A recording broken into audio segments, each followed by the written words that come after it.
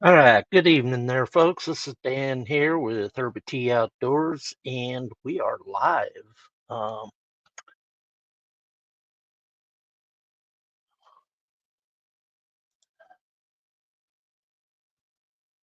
just waiting to see if we got some people coming in tonight. We're going to talk a little bit about camping plans for 2025. Um, doing a little bushcrafting, campcrafting, however you want to call it. Uh, let's see. Yeah, just wait here for a minute and let some folks funnel in. See what's going to happen here. This is a little bit impromptu, but that's all right. I'm thinking about doing a regular Sunday night live stream, so this is where I'll be. I might change up the background here a little bit. Hey, Cliff, what's going on, buddy? We're just getting started here, trying to get some more people in here. See if I can get this shared out. I'm going to see if I can remember how to do all this stuff. I want to put an invite up there for anybody who wants to come up and join us on the panel here. But I got to figure out where that link is. New layout. Invite.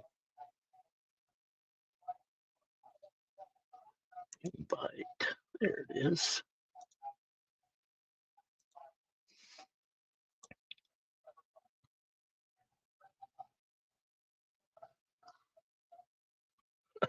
I appreciate that, Cliff. A little bit of support goes a long ways.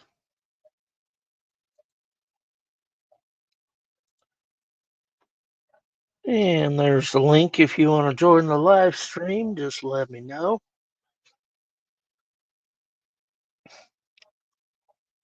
I sent a message out to Colin. See if he gets it. Mentioned to him the other day I was going to go live. Let's just get that out.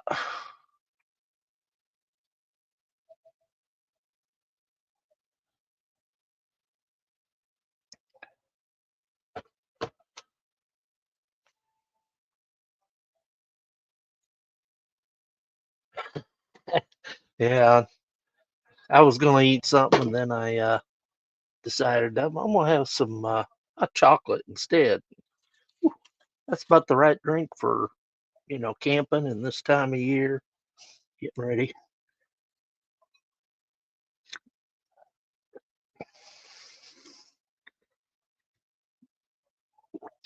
That's good stuff. This is a special concoction or mix that my mom makes up that it's the best stuff in the world.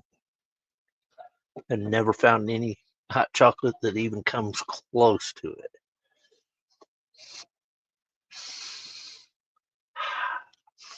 It just warms my belly. It's good stuff.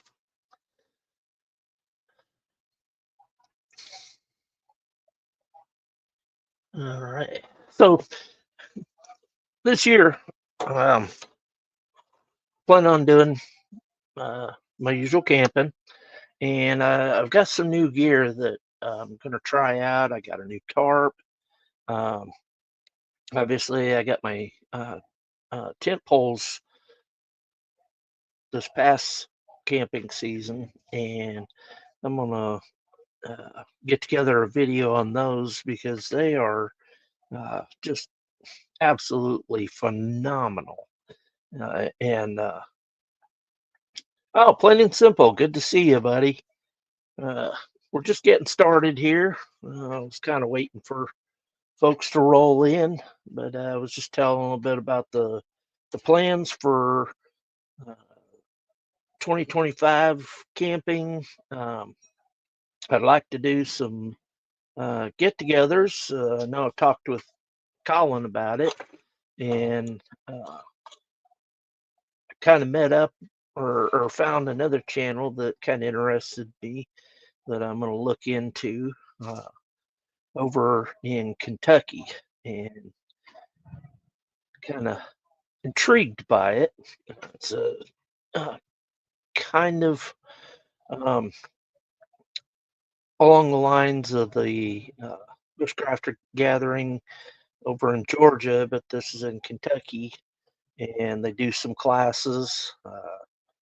So might see about maybe popping over there and checking in on that. That'd be looks like it was a good time. I've been looking through his past videos of his get-togethers, and looks like he has quite a crew getting together.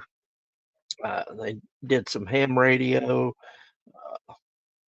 bushcrafting classes, and it was just absolutely intriguing. And so for me, like I said, I got some new gear. I'm gonna test out, make some videos for y'all to check it out, see what you think. Of course, I'm really looking forward to trying out my new blade here. Just give you guys a little quick peek of it. I know some of you have already seen this, but this is just an amazing knife. It is a combination with a nice sheath, really heavy duty for the belt loop on here, and it's got a lock that locks that in. Lock that on your belt loop, and then you got a lock here in the bottom. You can slide over, and that help keep it from opening up on you. And of course, you got the typical little ferro rod and striker there. Good stuff. And here is the cream of the crop of blades. There you go. That is something else. Got a little lanyard here on the end of it. Got a nice heavy duty handle. It's a heavy weighted knife. You got a recessed top here with a 90-degree spine on it that will make that real good for using with your fire striker. Although I'm tempted not to do it with this particular knife because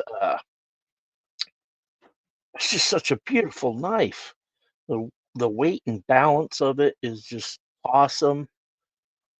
Of course, I've got a one of my projects I'm working on is a high-speed striker, and I'm going to build a handle for it.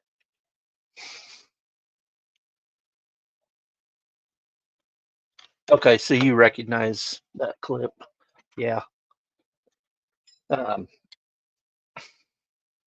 It is the only thing. I mean, it does lock in there good like that. I may try to figure out some way to put a little bungee just in case it slips out, but I don't think it will. But this is a hard to find item now because they've got it in the green handle, but the orange, of course, you know, it goes with the sight. Uh, and some of my colors. Get that coming out. Oh, Jason, good evening. Hey, if you want to come up and join me, you're more than welcome to. You got the link there at the top. So I wonder if I can pin that. I know if I can pin that top. There it is. Pin it. There it is. Pin to the top.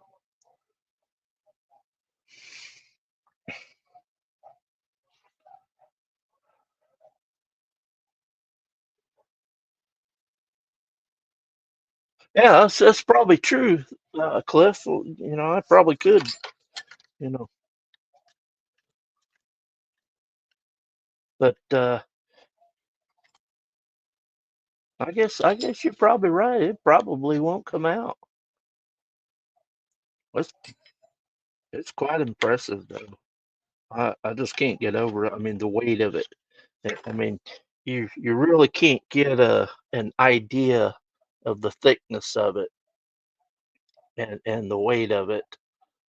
I don't have a scale here handy, but I'm actually gonna probably do a nice little video up on this one too. It's part of the plans for the up and coming season. That out of the way there. Uh,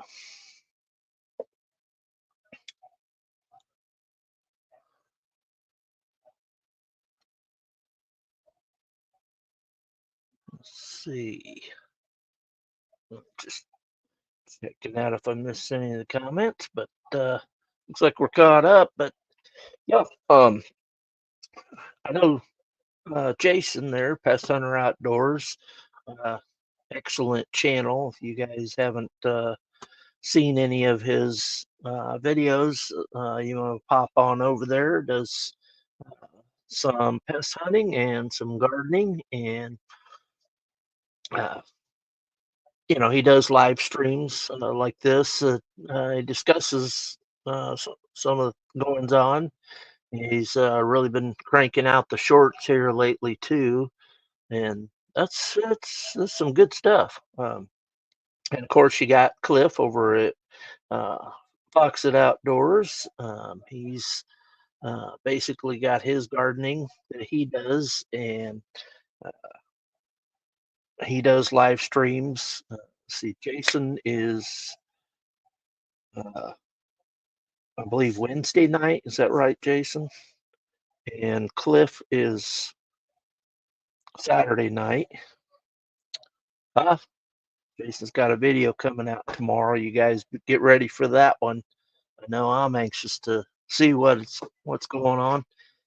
Uh, it's been hard for me to get out and make videos because primarily I like to do them around my camping, uh, you know, camp crafting and bushcrafting, things like that. It's just my thing. I've got a new tarp this season. Uh, Anxious to try that out. Um, got a little camp stool. Uh, let's see, got me a wool blanket. I'm gonna try out and see if how that does for keeping me warm in the spring and fall. And I really looking forward to trying that out. I'm trying out different techniques because some people have described my camping as glamping, which it might very well be, but I think it's on the bottom end of the scale for as far as glamping goes. I mean, yes, I do have a cot with a air mattress on that.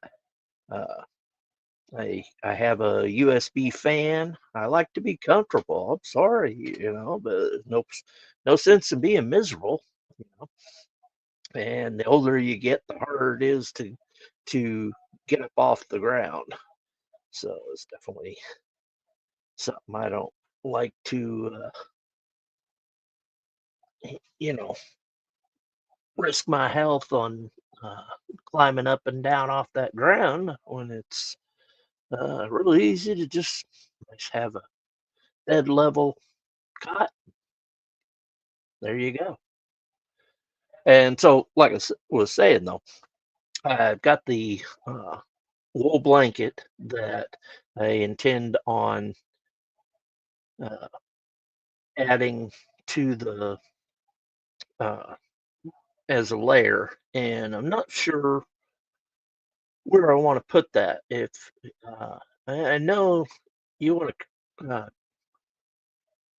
kind of create like air layers, so to speak, and I know that. with the air mattress, it's a lot of air that's going to get cooled down, but at least it won't be on the ground.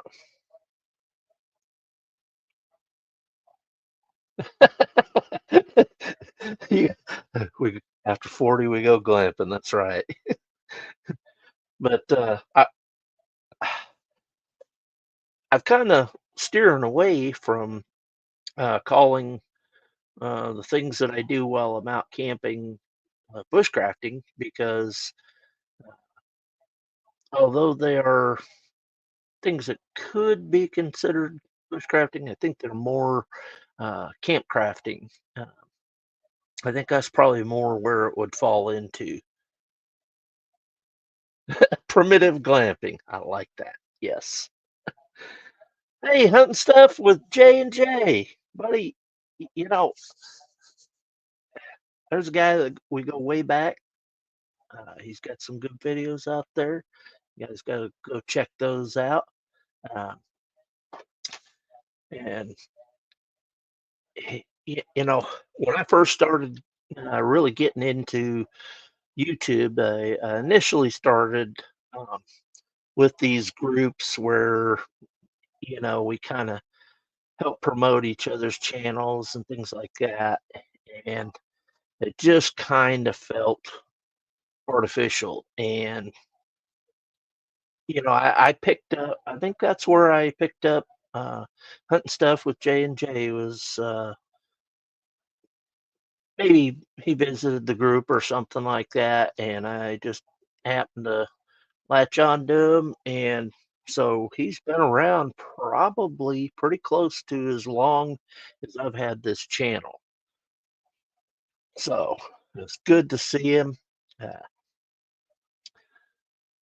but okay, so back to uh, the plans there. Like I said, I got some new gear, some new things to try out. Uh, gonna be uh, gonna be some things that I'm going to incorporate into my videos that are a little bit different. Um,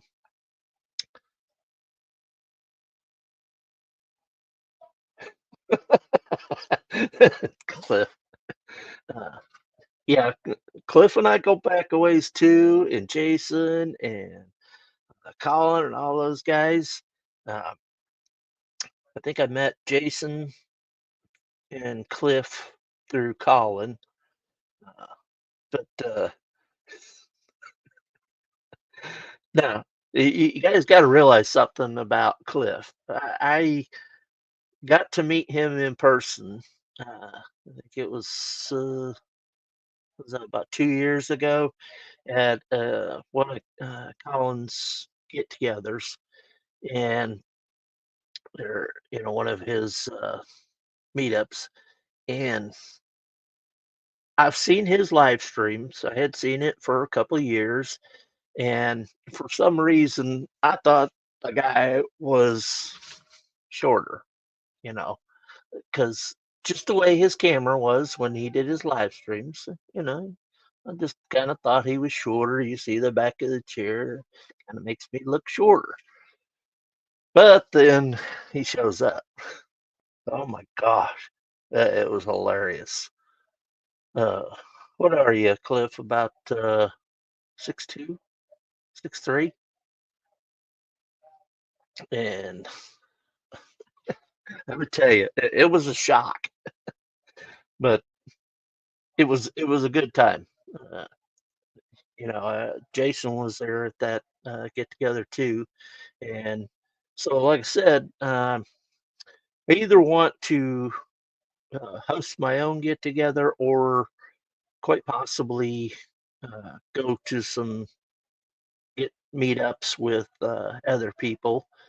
Um, I have been doing them the last. Well, it's getting old. You hard to remember things, but I think 4 years now, or four times in the last 4 years. Uh, 6 foot even. He seemed taller. But then I'm only 5'10", so it was still. Whew.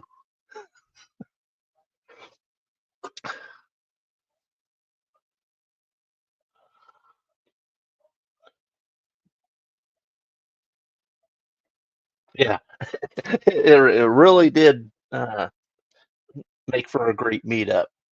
Um, I wasn't the only one that was shocked.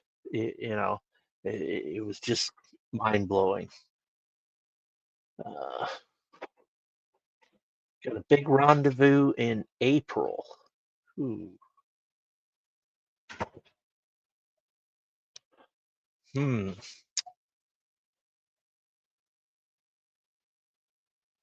Jason, we may have to talk about that one. Um, where's that one going to be held at?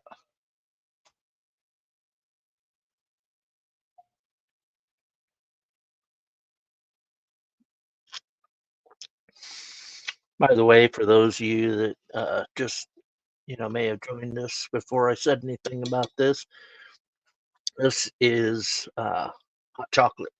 Since we're talking about camping stuff, I thought it fitting that I have some hot chocolate. It's the best hot chocolate in the world. My mother is the one that uh, makes up the mix for this, and it is just delicious. Excellent.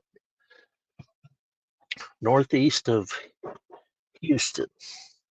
Okay. Yeah, look that up on the map there.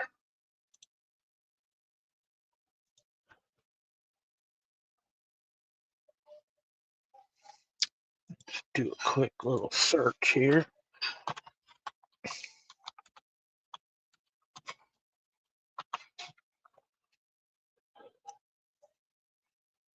I should have done it on my phone. That way I could have mapped it out and seen. Ooh, down there. Oof. Wow, that'd be a long trip. That's gonna be probably a 2-day trip at least for me. Operation Rendezvous 3. Hmm. Yeah, go ahead, Jay or Cliff, if you want to pop up. I'm getting used to doing this. I haven't done it in a while, so like I said, I got the link there. Oh, there he is. I'm gonna add you up there. Hey, what's going on, buddy? How's it going? How's it going? Everybody, obviously, this is Cliff, the Even more folks. legend, the giant himself. Yeah, so this is why. So this is where I used to have my lives. I used to always be like this. So you barely just see me across, the top of this screen. So I always used to have my camera like way down low. So normally my chair's about here, but I'm always like hunched over, slouched. But this is me Yeah, sitting fully upright. So it made for an interesting weekend, week meetup because everybody was like, "You're taller than I thought you were." yeah. What do you think the highlights of that meetup were?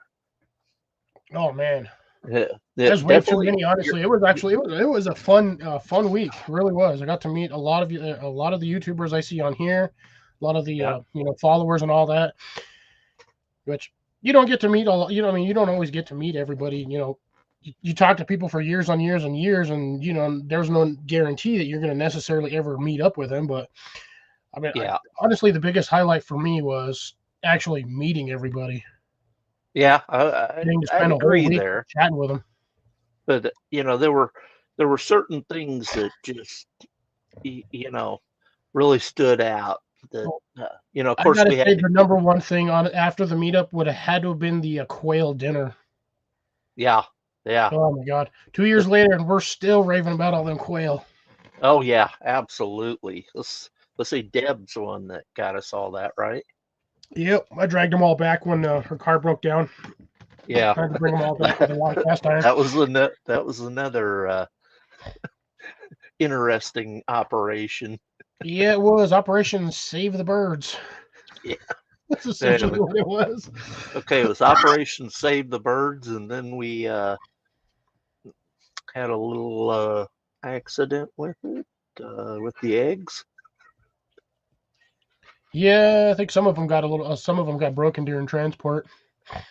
Well, no, there was a night raid that Oh yeah, took raccoon place. party. That was something else.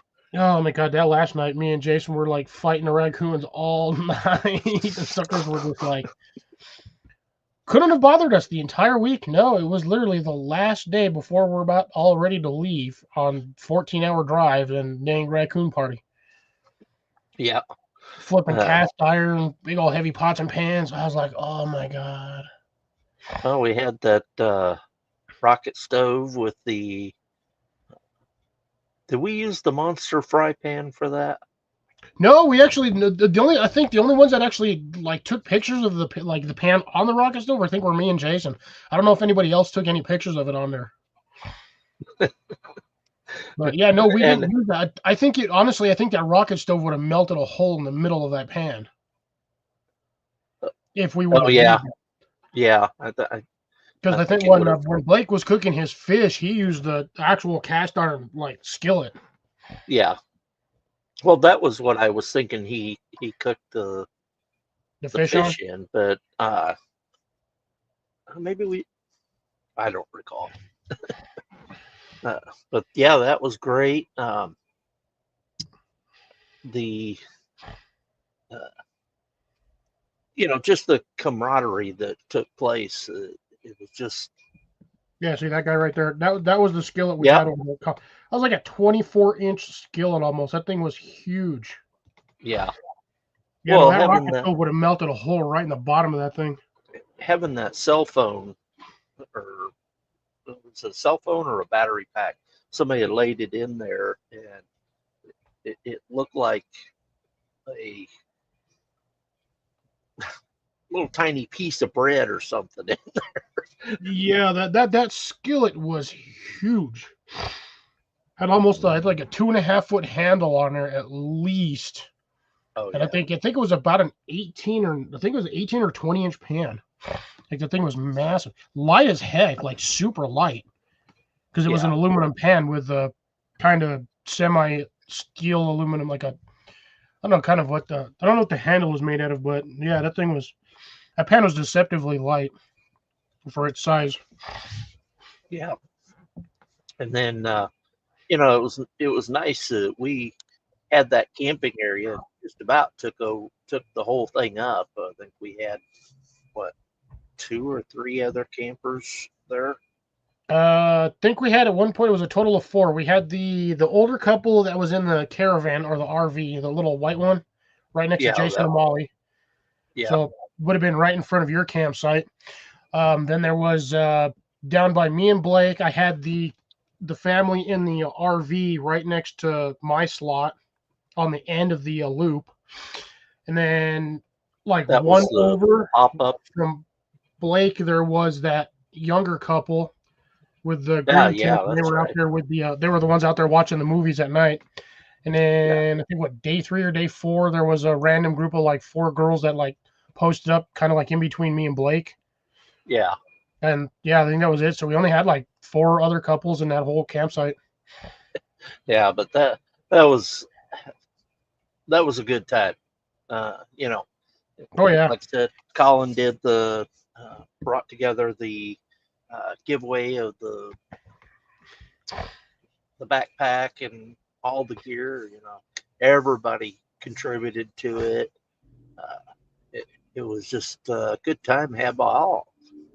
It And definitely was. I would do it again if it wasn't a 2-day drive just to get over there. yeah, well, it's like Jason was talking about the Rendezvous 3 down in Houston area, uh, but that would definitely be a 2-day drive for me to get Oh down yeah. there. So Now, if it was like maybe Arkansas, They had one in Arkansas. God, was it in October for the trunk or treat? yeah, I think that one is Jason. The trunk or treat was in Arkansas, right? yeah. Here, let him tell you himself. There's the man, Yep. Jason. Welcome. Let me go ahead and do this because I'm in my jammies. I wasn't expecting to be going on a live stream tonight. Yeah, I just happened to get on and I was like, it was just right there. I was like, yeah, it's live. I was like, ooh, I better go over there. What person hates it live? Yeah, no, we went Yeah. to the one in Arkansas. Man, that was a lot of people. We took up the whole campground, except for a couple of spots, and the campground next to us. Wow. Yeah, I would probably lot of say people. there was a good 300 people there. I mean, 300 people total. I don't know how many YouTubes were actually there. A lot of them were followers of certain channels. Yeah. Showing love to their basically their host or whoever they're following. Yeah. I Their mean, leader. you can call them fans or you can call them stalkers. Either way, I mean, well, they're I don't know how supporters. you would classify that one because I mean, if you're announcing on a live stream or through YouTube video of some sort that you're having a massive gathering at a certain location, people are going to show up.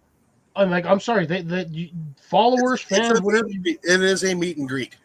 Yeah, it's whatever you may have it. If you're broadcasting all that information, people will show up.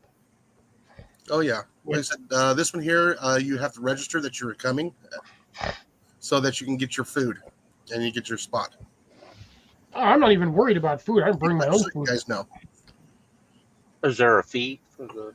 Yeah, you gotta pay for your own hotel, your own site or hotel. I'm talking about a fee for, because you said something about food. Yeah, that's part of the registration. As far as I know, no, but they want an accurate account for so they can purchase the food. So there's not food left over or there's not enough food. Yeah. Okay. Yeah. Gotcha. And that is going to be at the retreat, the RV retreat down there in Huffman, Texas, which is 45 minutes northeast of downtown Houston. Yeah, I think what'd you say that was like a 5.5 hour drive for you? Less than 2. Less than 2. Yeah, see, that's If we take the scenic route, yeah, 2.5. Well, we're going to take the scenic route. We're not going to get on the interstate. We're just going to cruise. yeah. I mean, you get 2 hours away. No On point the on lesser highways. It'll be shorter distance, but we won't be doing 80 miles an hour. Come on, Jason, you're ruining all the fun. It's going to be. See approximately. And I will be taking gear with me because I will be doing a class. I won't be taking the air stingers. I'll be taking traps and stuff like that. I'll put up pictures of different air pew-pews that the people can use. You don't have to have the expensive one. You can have the Daisy 880 with a decent scope. Yeah, I was gonna say you can standard Red Ryder BB gun. It's enough to get a rat at 15, 20 feet, 10 yards. 30 feet. Yeah, like I said, those things are still traveling 800 feet per second in 177. Yeah, they're motoring. They're moving. They're scooting right along. 936 miles to Houston for 14 From where you're hours. at? Yeah. 14 hours and 28 minutes. Well, if you do a camping trip halfway, that means you're only halfway there. Yeah. The justification, Jason, it's a stretch. It's like, in 2 days I'm over already here. halfway there. I might as well just go. Which actually, more or less as the crows fly, Arkansas is on the way, in that direction. Yeah, like I said, I can pull this up here. pass through and see my brother. Let me go to Webb's Web here. Go to the calendar. I mean, there's several things going on. Let me go ahead and pop this up here so you guys can see it and read it. And actually, let me go ahead and put this site up here so that you can click onto it and see it yourself, and you can navigate. Good luck on that one. You're gonna have a hard time doing that without a wrench. Oh, that's right. Dan needs some wrenches. Oh, I do. Do I have to go into my? It's been so long since I've done. Just go to the where the chat's at, and just click on the 3 dots, and you should just be able to add a moderator from there. Okay. I can also put it in the private chat too.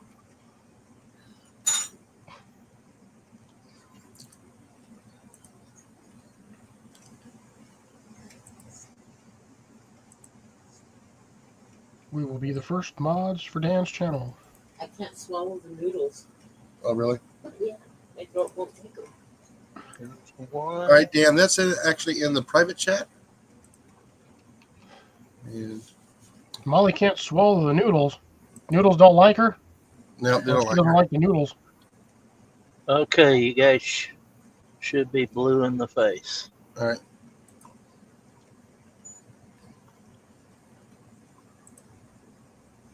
There it is. Yep. I still got to pop out the YouTube channel. I'm just sitting here. Yep, got Okay. my Go ahead notification.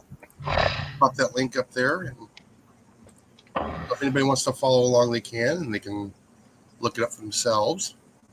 Get back over to your StreamYard. Follow along, Screen. singing this song.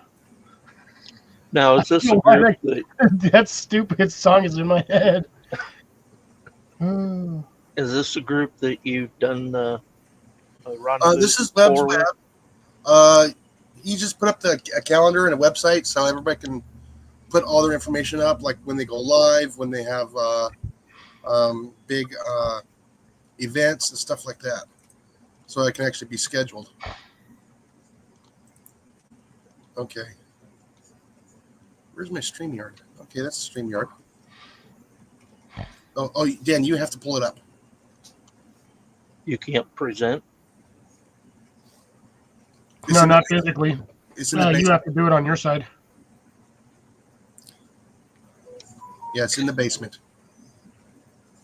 Why am I the only one on here? Because you thought you were going to post the website on your thing on the channel. I did. I posted it there, and then if you go in the basement, you'll see the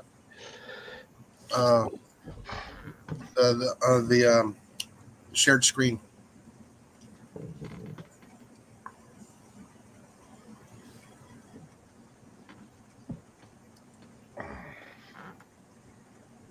Oh, by the way, Jason, it was like 70 degrees today.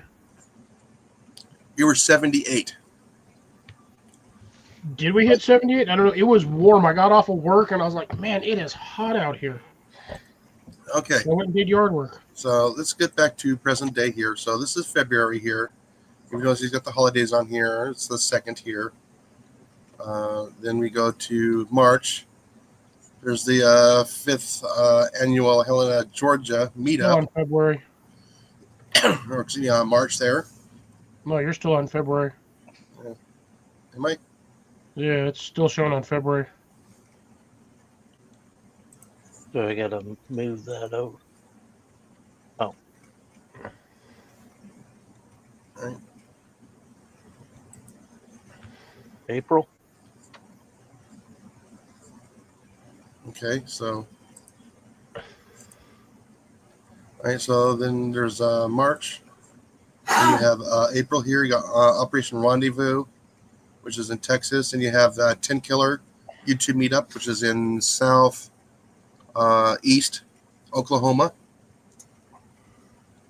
You do that one every year for a while.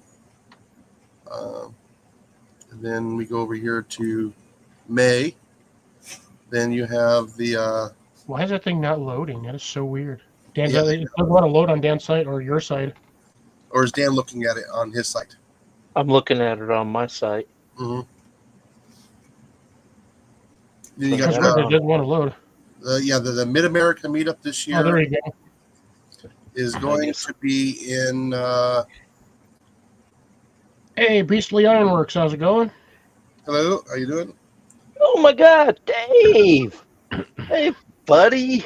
Good to see ya. I was gonna say I haven't seen that YouTube name in a long while. Good evening, Colin. How's it going? Uh, there's Colin. No, it only showed we got up to 70 today, but it was nice and And toasty. then you get another. Oh. Then you have the third Ozark meetup in the Ozarks this year. There we go. There's your screen. Yeah.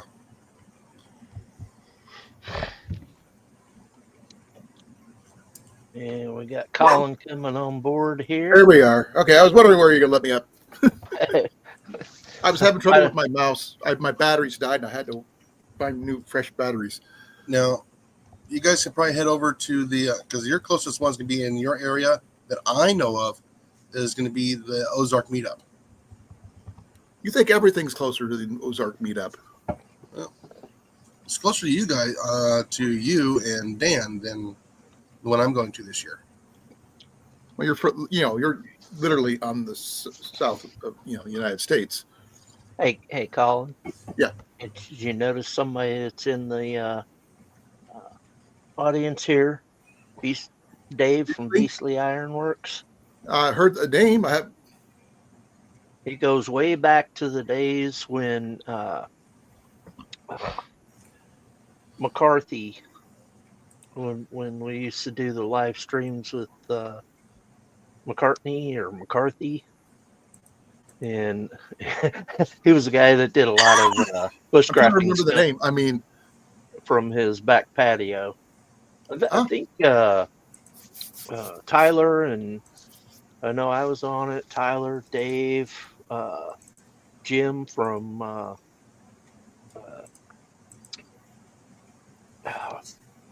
be ready to.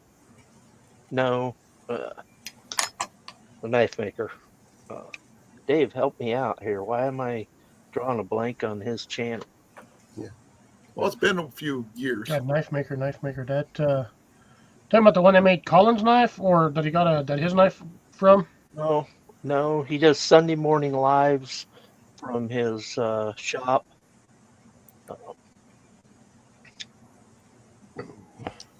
Well, so I've never met him, so I don't know who Beastly is. He's up in Canada. He is Knight's Armory. There you go. Oh, okay. Yeah. Okay, now that one I remember. Bug Jim. Oh, you mean Big Jim? Big Jim. Yeah. Guys, But, I I've feel been like watching. I had Beastly Ironworks somewhere, either like on Instagram or like following for a while on YouTube. Like I don't remember. He actually did a My bad. 3D. He did a 3D printing of a knife just recently. Did a video on that. That was pretty It's cool. been a while. Dave's up in Canada there, and let's see, You started reposting back 3 weeks ago. Canoe Hound Adventures. Dennis? Was, another That's guy. Dennis, that- isn't it? That's why I recognized the name. Yeah. Why I recognized Beastly's name, because it was always on Dennis's channel. Yeah. That's Canoe Hound, right? It's Dennis, right? Yeah, Dennis. Canoe Hound. Yes. Yep. It was Canoe Hound, Dave's- Jesse. But Dave is on Instagram there. Is it under Beastly Ironworks? Yeah, that's what his YouTube name should be under that. I'm looking. Not linked to his channel, so.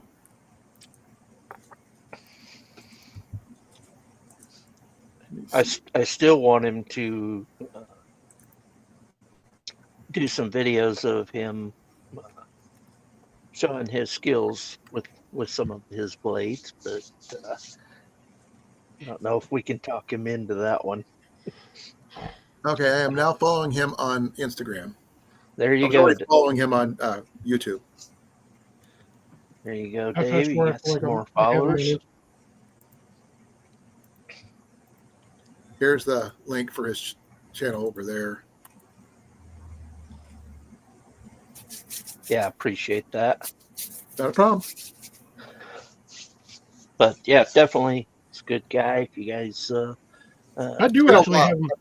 haven't I've been seen like some of 3 his years. work, he does some amazing stuff with the knives there. And one of these days, I aspire to make a trip up there. I guess when I take off and get famous and Yeah, you got to be careful being able to go across the border nowadays. So. Yeah, no, I'm seriously remembering his account now because I think I've actually messaged him before on Instagram or like left a comment on an Instagram post because he always puts the handle scales that he makes for knives, and he'll always throw them up for sale on like in like pairs. And there was one set that he had. It was I think it was the orange and green with the denim in there. yeah, I think it was I blue, remember green, and that. orange. I remember those handle scales. And he was selling them. I think they were like $35, and I was like, "Ooh, I kind of want those," but at the same time, I didn't know what to do with them. I would have just had some handle scales. Oh, I've got a knife that needs replaced. The scales replaced. But That's now that. I do remember that channel. From Tyler. The handle's cracked. Scales are broke. David, you doing any more of the denim handle scales? Jesus. Yeah, English is hard. Did you say denim scales? No, I was like, I don't know what my brain was trying to process on this. I was like 3 different words at the same time. Oh, Cliff, Nice. you should see the prices of the trees I found today. Well, I saw the notification thingy for the banana tree for tomorrow, but Yeah. I'm gonna be at work tomorrow. Can you grow bananas where you're at? Yes, we got some cultivars that actually grow here now and produce. I wasn't sure about the weather and everything, so Yeah, like I said, the bananas have come a long way in the past 30 or so years. you know they don't originally look like bananas, right? No, They're like that big. they're short. They were short and fat. They were like 5 to 6 inches, and they look like a freaking eggplant. And they were What are they, purple and blue or do they whatever. stretch Different them? colors. Genetic modification. All the bananas we eat nowadays are not standard genetic. They're Oh, obviously. I know that. No, it's all through breeding. My uncle used to spend his summers down in Florida because he was part of he owned a carnival, and they wintered in Florida. And he brought me back a banana vine full of bananas once, wild bananas. Well, I thought it was totally awesome, really good too. Yeah, these ones here are the blue Avi banana. I don't know that one. So. Yes, that's the cultivar. got 2 years ago. Jesus. Because I think it was like 2 or 3 years ago I started following David. Well, when I was looking at his stuff on YouTube, last thing I had, other than 3 weeks ago, was 3 years ago on his channel. So he may have been busy on Instagram. Yeah, he doesn't post much. Well, I haven't seen much on the Instagram side, but usually he'll post like a reel or something. He usually just comment on there or something. Or he changed his name. Dave's kind of bashful about making the videos, but when he does, they're always epic. They're great. I don't know why he isn't making more. I really But I need to think- just not be cheap and buy some of them handle scales, man. Some of them handle scales that he makes are freaking sweet looking. Oh, they're beautiful. Yeah. Like I saw the pictures when I was looking at his Instagram account. I Sometimes think he started off making the denim ones first, like the straight, just like 5-6 layers of jeans. yeah. Hey, if that's recycling and that works, there's nothing wrong with that. I know somebody did a pine cone. That was an interesting one. Pine cone. Oh, yeah, I saw that. The pine cone handle Yeah. with the resin. Yep. Yeah, that was pretty cool. That was an interesting look. Yeah. But straight interesting. If you could kind of do that, but get kind of a metallic almost like a gun barrel blue on the pine cone and give it kind of a reflective 3D look. He could do it. I think the only way to do it would be to soak the pine cone so it has a little bit of moisture on it, hook it up to a negative ion charge, and then blast it with a positive paint charge, and just like powder coat it, like the same way they do like metal doors. Kind of like it's similar in aspect to like welding, where you have to have the ground on there or the contact, and then you touch it. Exactly, Yeah, Dave. yeah, it's you do them powder positive charged powder coating, and you do them that way. But I think the only way to do it would be to get the pine cone wet so it has a electrical charge running through it, and then tag it with that blasting powder. Yeah. Now you wouldn't want to do it real heavy because you would want to still maintain the The look of the pine. Yeah, you just kind of want like look at the pine cone. like a speckled or glittered effect to it. I'm going to ask a question about something, but I don't know if I could find what I'm looking for. Otherwise, if you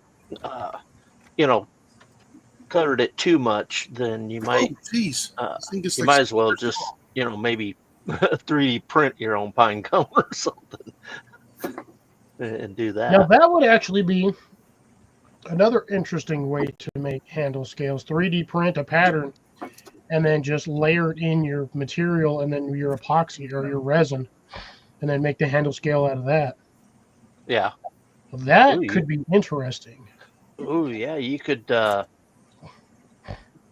create like a figure or something, maybe say a dragon or something, and 3D print it and then epoxy over it, and then be able to look at it and see depth in it. Yeah, do like you could do like a Sasquatch too. You like do a flat version that's like 1/4 inch deep, so it's all like 2D kind of 2D 3D, but you do two halves, and then you cut out where you need to put your pattern for your handles. You put that in there and you cover it with the epoxy or resin, and then when you sand it all down or buff it out and polish it, and then you got basically on both sides it's Sasquatch like walking through the forest or something. Yeah, you could. Yeah, metallic flakes in the epoxy, that would work too. Yeah. Now, we're throwing out all these ideas here. Next thing you know, that's going to be Dave's next epic video. Could be. Hint, hint, wink, wink. Okay. But yeah, Mac, help. I'm only showing 4 watching here. We need some. There you go, Cliff. Get some Put the link in there for that banana. They said it's a cold tolerant. Ooh, interesting. Not freezing, but cold. What is it? Southeast Asia, and is a hybrid of 2 species of bananas. Interesting. I was going to look for the Texas Star. Then I saw that one. I figured I'd do a little bit of research on there, and it's supposed to taste like a vanilla custard. Yeah, it said that's what it said. It said ice cream banana flavored. What is it? Reminiscent of vanilla. It's interesting. Ooh, I want to see that, Dave. He's got a prototype for a neck knife coming out. Ooh, yeah, Jason, you got to watch out for the boars. What's the average price of those? The question is, are they going to be here or not? Don't know. Oh, nice. So I have the water. I have the humidity. That thing's supposed to grow to 6 meters. I'm going, oh my goodness, that's 20 feet tall. Yeah. Pretty much the peak of a roof of roughly a 2-story building. Oh, yeah. Have you got yourself together yet, Colin? Not yet. I'm trying to find that the Coast knife I had. I set it aside the other day because I was sharpening it. Now I can't find it, which really sucks. Yeah, walk around with bare feet. You'll find it eventually.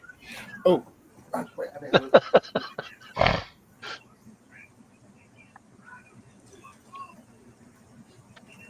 So basically, what he needs to do is go in a line from where he sits towards Jenny, and then turn 180 and look in the wall behind him. Right. It's probably sitting on that shelf or on that freaking board. Well, perhaps a little launch. Or Ian claimed it temporarily. Oh yeah. no, Ian's pretty good about not that one because he knows I got that one from Tyler. I want to claim that that little dragon pouch he's got. You mean the Phoenix one? Yeah. This is the one I got from my daughter, though, but that's different.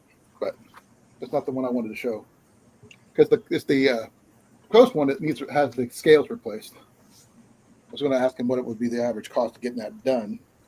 So I have no clue how to do that. Probably around $100, give or take. It'd be worth it. Be cheaper to buy a new knife. Not really, because it was a gift. And I want to buy a new one because it was a gift. The one I want, I want to claim Dan's new knife. That's a sweet knife. No, I like the one that I got. No, look at the one Dan's got. Look at that thing. That is a beauty of a knife. You showed me that one, didn't you? Yeah. That's shiny. And it has an edge on it. My dad, Yeah, his is a little bit bigger than what I got. very good at putting edges on knives, and That 90-degree Yeah. spine on that thing, though, that's a sweet 90-degree spine. yeah, get that up there where you guys can see that. And it's recessed, and then it's also got the ridges right here, Thumb jimping. and then I don't like blades that have that where it's tapered so that it comes like a blade, because if you're going to do a batoning, then basically you're Chewing up the board. Yep. hammering just basically like you're on the blade there, and you're going to chew it up. I do wish the only thing that I wish about this It was is left-handed. the handle here. See if I can get that in there where you can see it's drops down just ever. Oh yeah, the scale is just like a millimeter, like a proverbial sea hair, Yeah. shorter than the blade, the handle. So it does give it A good grip. well, a little bit. I think I would have been fine with it coming all the way up, and I do wish the handle was a bit thicker. For my hand, it's just not. So, I feel stupid. I do love the weight of the blade. It is a thick blade. Yeah, it looks about 1/8 of an inch, Oh, it's a little more than that. 5/16. I don't have anything here to really measure it with, I don't think. But I mean, you can see that. It's pretty thick. Here's my Coast. I think that was thicker than mine. That's pretty thick. Is it about that thick? Oh, it's thicker than yours. Bigger than Yeah, that? that's way thicker. Yeah. It's pretty thick. Shit, where's mine at? Oh, over here. I would say if I had a It's like dime or something sheets here. for it. I just want to replace all my knives with left-handed. Let's see if this is the typical pencil eraser thickness. It has just a slight overhang. So a little bit less than a 1/4 inch. Yeah, so I think I got that roughly on that too. That's yours might just be a little thicker than mine. Mine's Yeah, actually pretty it thick. is. Look at that. But I think the thing weighs probably almost. Yeah, yours is. I would say just a tad bit thicker. Let's see. But yeah, it is a heavy knife. I mean, Actually, this yours is is something that your blade's pretty similar to mine, Cliff. if somebody This had Jason's- this is had closer to thrown mine. this at me and it hit me with this end, Still hurt. It go hurt. Pretty good. What steel is yours? Yeah, Might say it on the blade. mine is 9CR18 MOV. Mine does not. Yeah, say- that's your standard. Mine is this thing's made out of D2. 402. This is D2 tool steel. Yeah, mine's from Lethal Knife. Mine's from Coast. Mine's from Olight, and surprisingly, I actually like this knife. But yeah, I've got that same clip on there, Dan, that Ulti clip. Yeah, the Molly clip. Yeah, the Ulti. Yeah. Ulti clip. Yeah, that is a nasty clip. Well, here's the one. Like I said, this is the one I got from Pepper. Yes. Look how thick that one is. Yeah, I like the hard Yes. polymer. Has the Yeah, that, locking button on it. Well, mine's actually in there. Pretty good. Up. Oh, dude, I've got to like yank on this knife to get it out of this Kydex sheath. This Yeah. thing is. I need to find a freaking left-handed sheath. Yeah, All of them. that's why you get one of these. 'Cause you can switch it to left or I right. don't have one of those. I can't afford one of those. Ulti clips are like, I think they're only like $25. Mine was like 60. Don't you have to have them fitted to them? Actually, this could be made of left-handed. You can swap it over with the I got a screws. lot of It's got the other ones, which I don't screws really there. Yeah, all you got to do is unthread it and thread to the other side. Take it over, flip it over. This one here, Yeah. just simple nylon. But the Now, rest the of only it, thing though with that is with the Ulti clip, it's pretty much they're molded almost dead center. But you have to have, when you mold it, you have to have the knife that you're molding it around. So in order for Colin to get one of these that he can switch back and forth, he would have to send in the knife to the company that molds these and get Right. it molded specifically for that knife. I have multiple knives that I have to do that to. And that's the process that gets a little expensive, having to physically mold it to a specific knife. Now, if you just buy the knife with it on there, you can usually get them for, what, about 100 to 200 maybe, depending on the knife you're getting. Now this one, actually, the price on this one was pretty decent. Got that out of Amazon. See if I can.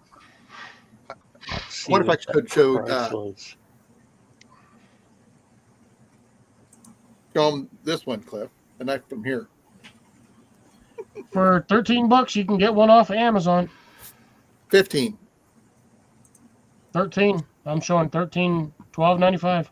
Well, okay, they must have changed the price, but it's not very thick. It's very thin, and it works.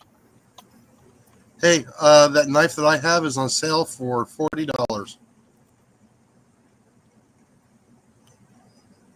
Now, I've been seeing the ones that are coming with the sheath with the ferrule rod attached. They're on the side of the sheath, like this one. There's like over here to be a ferrule rod attached.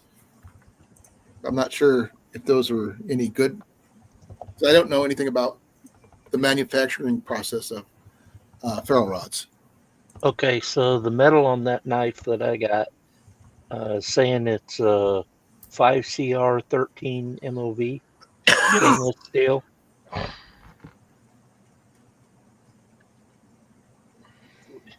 I have no idea about the one I got from my daughter. She got it at a gift shop over at Yellowstone. So I have no clue what it is.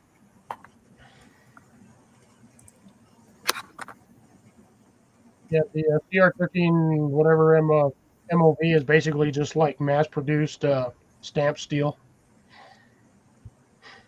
Might be Taiwanese blade, I think. Yeah, that's But it. that's right really there. cool though in the sheath though. Oh, $40. That's actually not bad. Yeah, Yeah. I know. That's what I'm saying. This is the Lethal Life. Can it be switched to left or right? Mine, yes. Does it say in there on the thing that it could be? Hey, Blake.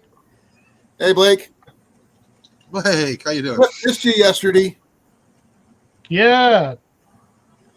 Sucks at getting drunk Oh, without yeah. my resident Georgian over here.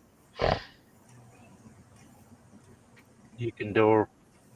Yeah, see, having it vertical to Horizontal. me, it just seems like it's sticking up too high. You're gonna jam yourself in the ribs. Actually, Yeah, That's the only thing I don't like about having them that high. I drop sheets are a little better. I like mine that high for some reason. I'd almost consider putting it around behind. Yeah, for a scout carry.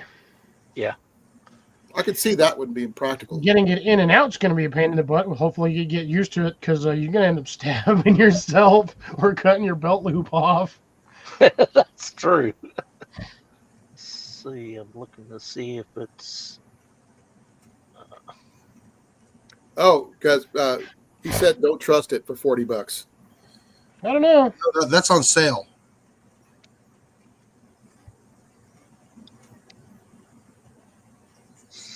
I mean, that looks like a pretty robust knife to me. I mean, the only way to find out how good a knife is literally to just baton it through a piece of oak or some cherry. Are you talking about Dan's or mine? Yeah, well, both. Well, you've held mine. Yeah, yours is a Yeah. robust one. Yes. I've actually batoned with a folder, no problems. Couldn't baton anything bigger than 3 inches, but I can baton with a folder. I Hell, like that.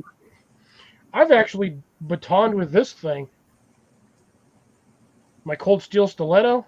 Ah, Yeah, I've batoned with this thing, but this thing's got a fat blade on there. I mean that's for a pocket knife.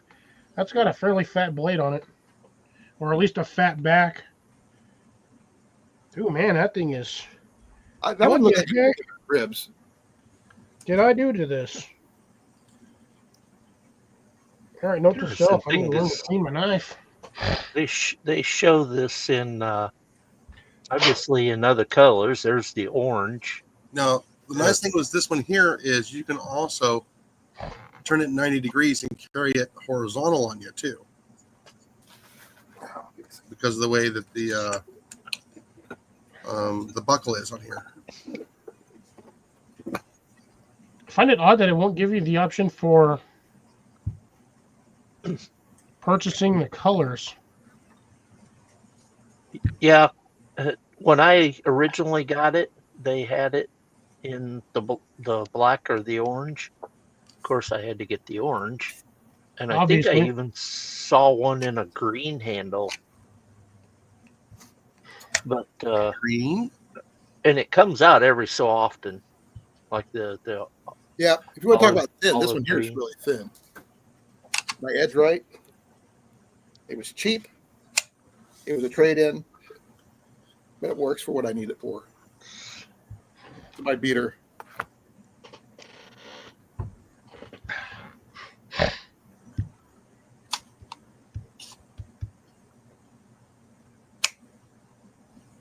So I got a beater hanging off the edge of my bed over here. It's right Here's that. Look at that right edge one. there. Look how skinny that is. Wrong edge. It's really skinny. But this is what I hear. Like I said, this is orange. This is my beater. That's all it is. It's not made for much. Dave, I've owned this knife since I was like 17, and I've never once sharpened it. And this thing still has a like decently sharp edge. Like, this was a cold steel stiletto, and when they made this, so there's the thing. This is the tie light, and I think that was the. Oh no, yeah, this was Taiwanese steel, but yeah, I've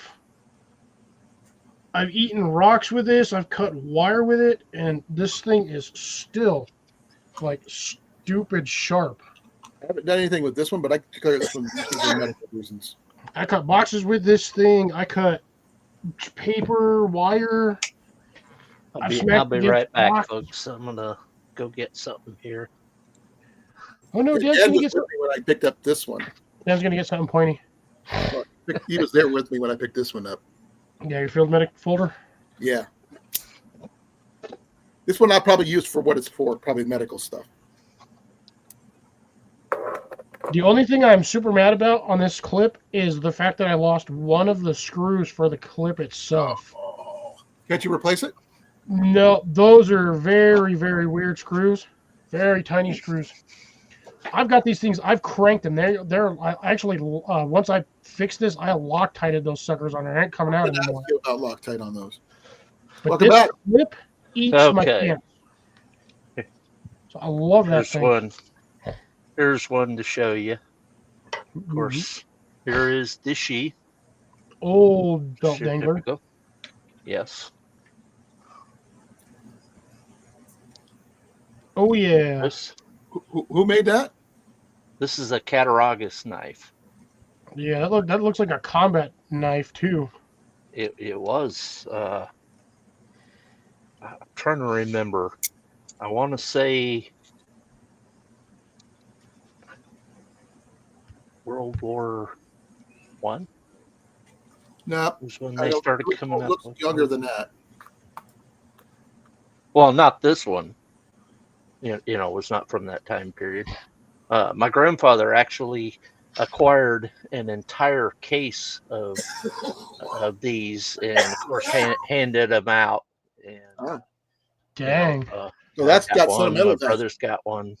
Yeah, I'm gonna look up and see if I can find it. But yeah, it definitely has sentimental value. My dad actually, this was his. He gave it to me, so even more sentimental value. Yeah, I have 3 knives that are sentimental reasons. I have. But he used it for when he was hunting, and he's been elk hunting out in Colorado. Yeah, see, it looks kind of like a replica of the World War III M3 trench knife, but with a shorter, fatter blade. It's possible. That's why I was like. That's why when I saw it, I was like, "Ooh, that looks like a." It kind of looked like a trench knife. It had like the style. That's why I figured it was a combat knife. Yeah, Because it's got that same. If you look at the trench knives, it's got that same rectangular stamp at the bottom. That's the one that Dan's got that same thing on the bottom of his knife. He's got the machine press stamp on there. Okay, so here's the history on it. The 2 quartermaster knives, the Cattaraugus 225Q, which is what this is, and then the Case 337Q knife were the result of a quartermaster corps being tasked with setting specifications and procuring production for all-purpose utility knives starting in 1942. This is available and distributed to all branches of the U.S. military. So, So modified trench knife. yep. I mean, it's not. it's based off of a modified trench knife. I don't think it's. It'd be awful hard to. No, I don't think it's a true knife. trench knife, Rival knife. It's not. but it's like an amalgamation of a trench knife and a combat knife. Like somebody just was like, "We'll make this design," and stuck kind of like the two similarities together to make. Or they're going to get the best of both worlds and just combine them that way. Is that what you're talking about? I bet that thing can baton through some nasty wood. Oh yeah. Is it? I didn't see how thick it was. Oh, that sucker was thick. No, I saw height. I didn't see how thick it was. That's a thick blade. Actually, not quite as thick as that other one, the Ned Foss knife. About the same as my Edge right one. I almost want to feel like that's a jungle knife too, like a cross between a jungle knife. And it's Usually jungle knives are more like machete style. Or I should cookery. actually need to probably clean that blade up with since it's got all the blotching on it. Never Dull does wonders, by the way. You For should try it. cleaning that up. Huh? For cleaning the blotches up. Oh, yeah.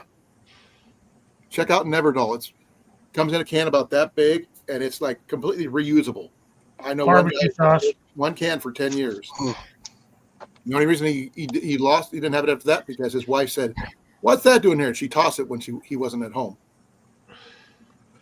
Barbecue sauce or mustard works really good too. Only if you want to etch it. No, it'll clean it. Yep.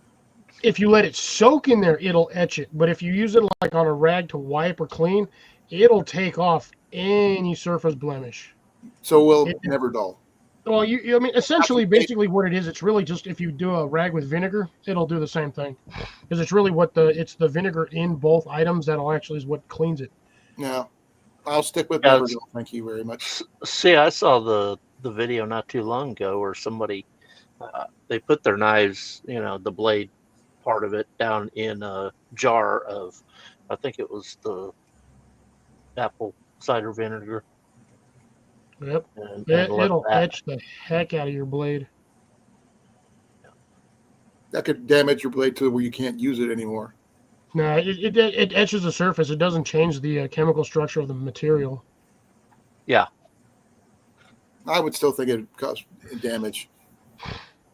Not as long as it's tempered the right way. That's usually how they do it. They etch them and then they polish them and then they temper them and then they etch it again and usually polish it up and you're good to go. Oh, we got an expert here. I was going to say we got Dave, resident are you still here? Dave's not here. Dave's not here, man. Did he bail on us? Is Dave? Oh man, Dave's still not here, man. I wasn't looking at his name. Come on, it's me, Dave. Let me in. Dave's not here. Man, we're going to be doing chicken jong jokes all day if we're not careful.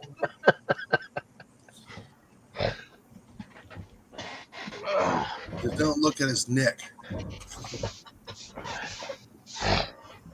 So yeah, earlier, Colin, we were talking about the plans for 2025 with the channel. I saw part of it, but not everything. Like I said, you and I had talked about some get-togethers. Right, because we're closer to than most, except for Rob Cornfed. He's the closest. Dave. Yeah, but I mean, like most of you were with it, like the equivalent of like the tri-state area. I think you guys are like pretty close. I hate to jump the topic here real quick, but I see Dave's still here with us. Yes. Dave, we were discussing about putting a blade in apple cider vinegar or just or mustard and barbecue sauce from Cliff. Does that hurt the blade or is that advantageous? No, or does it make it look pretty? It's usually more for like patina effect. If you want like a good like acid etch kind of similar look to it. That's what I meant about pretty. Yeah. I don't see it if it's only on there for just a few moments. Enough to clean it. Yeah. And wash it off. They were putting it in there for a good half hour. Yeah, to etch it. Clean. Yeah, to etch it. To clean it. Well, what they did was they let it soak in it for, I think it was, like I said, a half hour at least, if not an hour.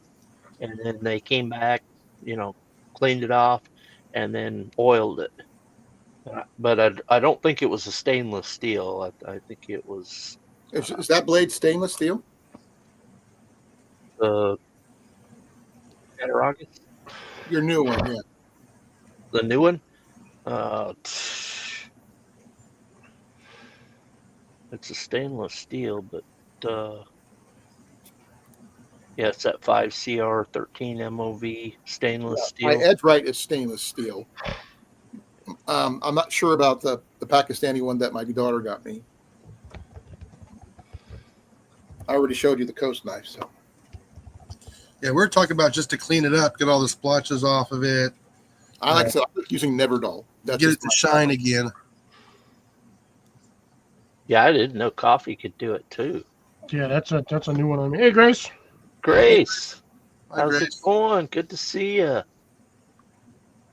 Oh, don't forget hit the like, share, subscribe. Oh yeah, hit the like button. I already did. Okay. I did that earlier. I was like one of the first ones to actually like it and share it out. You guys are humbleizing me here. Well, I got your notification earlier, but I got lost in track of time because I had to find a freaking battery for my stupid mouse. Mine died. I got batteries everywhere. All mine are rechargeable, so I just swap them out here and there, and yeah, I got an endless supply of like 3 batteries. Grace, I need to get some more. I think you need a wrench, Grace. Harbor Freight, my man, Harbor Freight, they sell decent. I'm actually shocked. Harbor Freight sells really good rechargeable batteries. Yeah, they do. So does what do you call it? Batteries Plus, Yes. Or Interstate Battery here. the worker batteries, I picked work up just as well as Turner cells. some off of Amazon here recently, and they came in a case, a plastic case of, I think it was 8 to a case, Oh, Cliff. And- speaking of and batteries, they lay in their each individual own slot in the case. I saw They those. weren't expensive, but it was like, whatever happened to wrapping them in plastic and They're like 6 meters. and shrink wrapping? Plastic waste, that's why. Plastic probably could. Cliff, if you go to Batteries Plus and bulbs, Like that one, Dan? Not as thick. It was just a single layer. Ah, okay. But I got 24 of them because I got a kit of emergency flashers.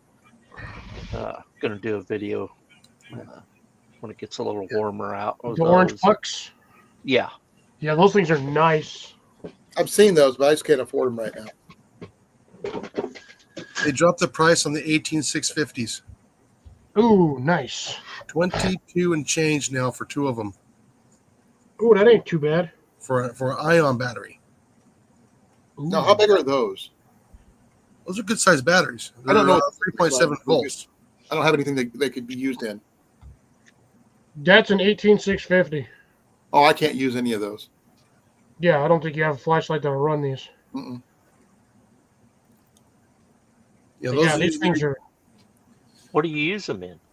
IR lights. Most flashlights will run on. This is actually one of the first flashlights I've ever actually got from Olight, and I actually got this one out of a Battle Box back when I was actually subbing to Battle Box and getting stuff for them. But this is my tactical flashlight, and I mean, as you can see, those are some nasty bevels on the end of that thing. Yeah, most of your Okay. laptops will also use the those batteries too, the 18650s, the older ones. There's a lot of things that use the 18650s. Yeah. Yeah, the I believe the tasers run on those too. Most of your 18-volt batteries for your power drills, 18650s. There's like 10 of them in there.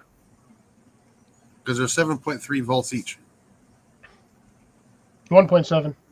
No, 3.7. Sorry. Well, standardly yes, but it also depends on the version you get. This one was 3.7. You can also there's a There's 3.6. 4.3 for 4.3, but that's a high drain battery for the what is it, the Javelot, big old battery.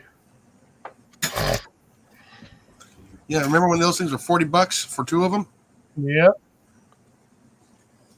It's like I think it's like 22 change or 23 and change. I happened to come across them today when I was looking at batteries for solar lights or replacement batteries for a customer. Yeah. Well, it kind of annoying that they put the 18650s in some of the solar light, like some of the solar pathway lights. Mm-hmm. Because first off, there's no amount of sun that's actually ever going to fully charge that on that tiny little solar panel.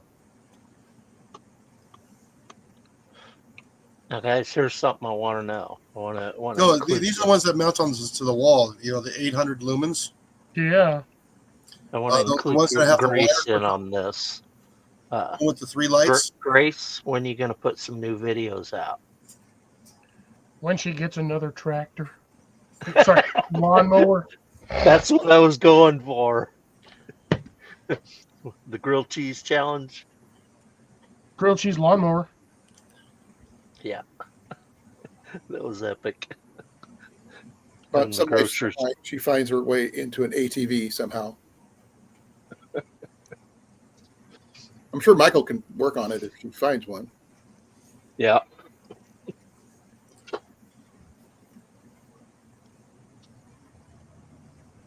Yeah, we'll just do a GoFundMe and have somebody send one to her. Could you imagine she ends up with like $9,000 for? Go fund me some money so I can buy that 5 acres. How about the 7 acres I want? No, the hell with that. Hey, mine's where I want to go. Yeah, but yours is $230,000. Mine's 10 grand for 5 acres. Yeah, but mine's already got a lot of the stuff finished. Yeah, mine's the one I'm looking at is about 54,000 for 15 Where? here in Texas. Is it adjacent to your property? It's 20 minutes away. Was it wooded? Yes and no. It's already been logged a couple years ago. Is it swamp? No, it's on higher ground Okay. So it's not in a floodplain. next to it, but it's higher ground. It's actually higher than where we're at now. There's a creek about a quarter of a mile away, half mile away. Well, that's good. But you have gators there. Yeah, they're tasty. And so are you, apparently. So it goes both ways with them. Oh yeah. Gators aren't tasty. Aren't they usually rubber? No, actually, if they're cooked correctly, He they're didn't get actually it. good. Yeah, He I know. didn't get it. Oh, Jason got it. Trust me. He just. Ignored it. Yep. We have the same bad joke wavelength. It's called the Which is why I dad was joke. dying yesterday when his freaking stupid jokes. I was dying over here when he was saying those. Well, you heard about the lady out there looking for the alligator shoes? Yeah, she hunted down 40 alligators and none of them had shoes. That reminds me of that Red Bull commercial with the hippo dressing up, has a purse, drinks a Red Bull, goes into the water, comes out carrying an alligator bag and alligator shoes. Oh yeah, because the dragged it in there. Yeah, comes out walking with like stilettos. And an alligator bag. Yeah, I remember that one. That one was a weird one. It was. Still can never beat the "Hey, where's the cream filling" commercials. Oh, Or the where's the beef? that's getting old there. We are old. Yeah, I know. They were I'm the showing that youngest up. of the 4. You're in the same generation. You know that, right? They were showing that You're just on the tail end of it. commercial in the on boat video on the ark. No, I'm actually my generation because I'm 81. I'm actually considered a millennial. Really? Yeah, Ooh. You've been on our side of it. I like missed that generation by literally a day. couple of months. Yeah. Now, I still remember all those Cal Worthington commercials and his dog Spot. Oh, I remember those. I think I do. And he obviously the biplane thing that he did that one time. Oh, yeah. Everybody's seen that one. Which one of us, Dave? Well, let's see here. I'm 67. He's 81. The greatest year of all, 72. Dan, what year?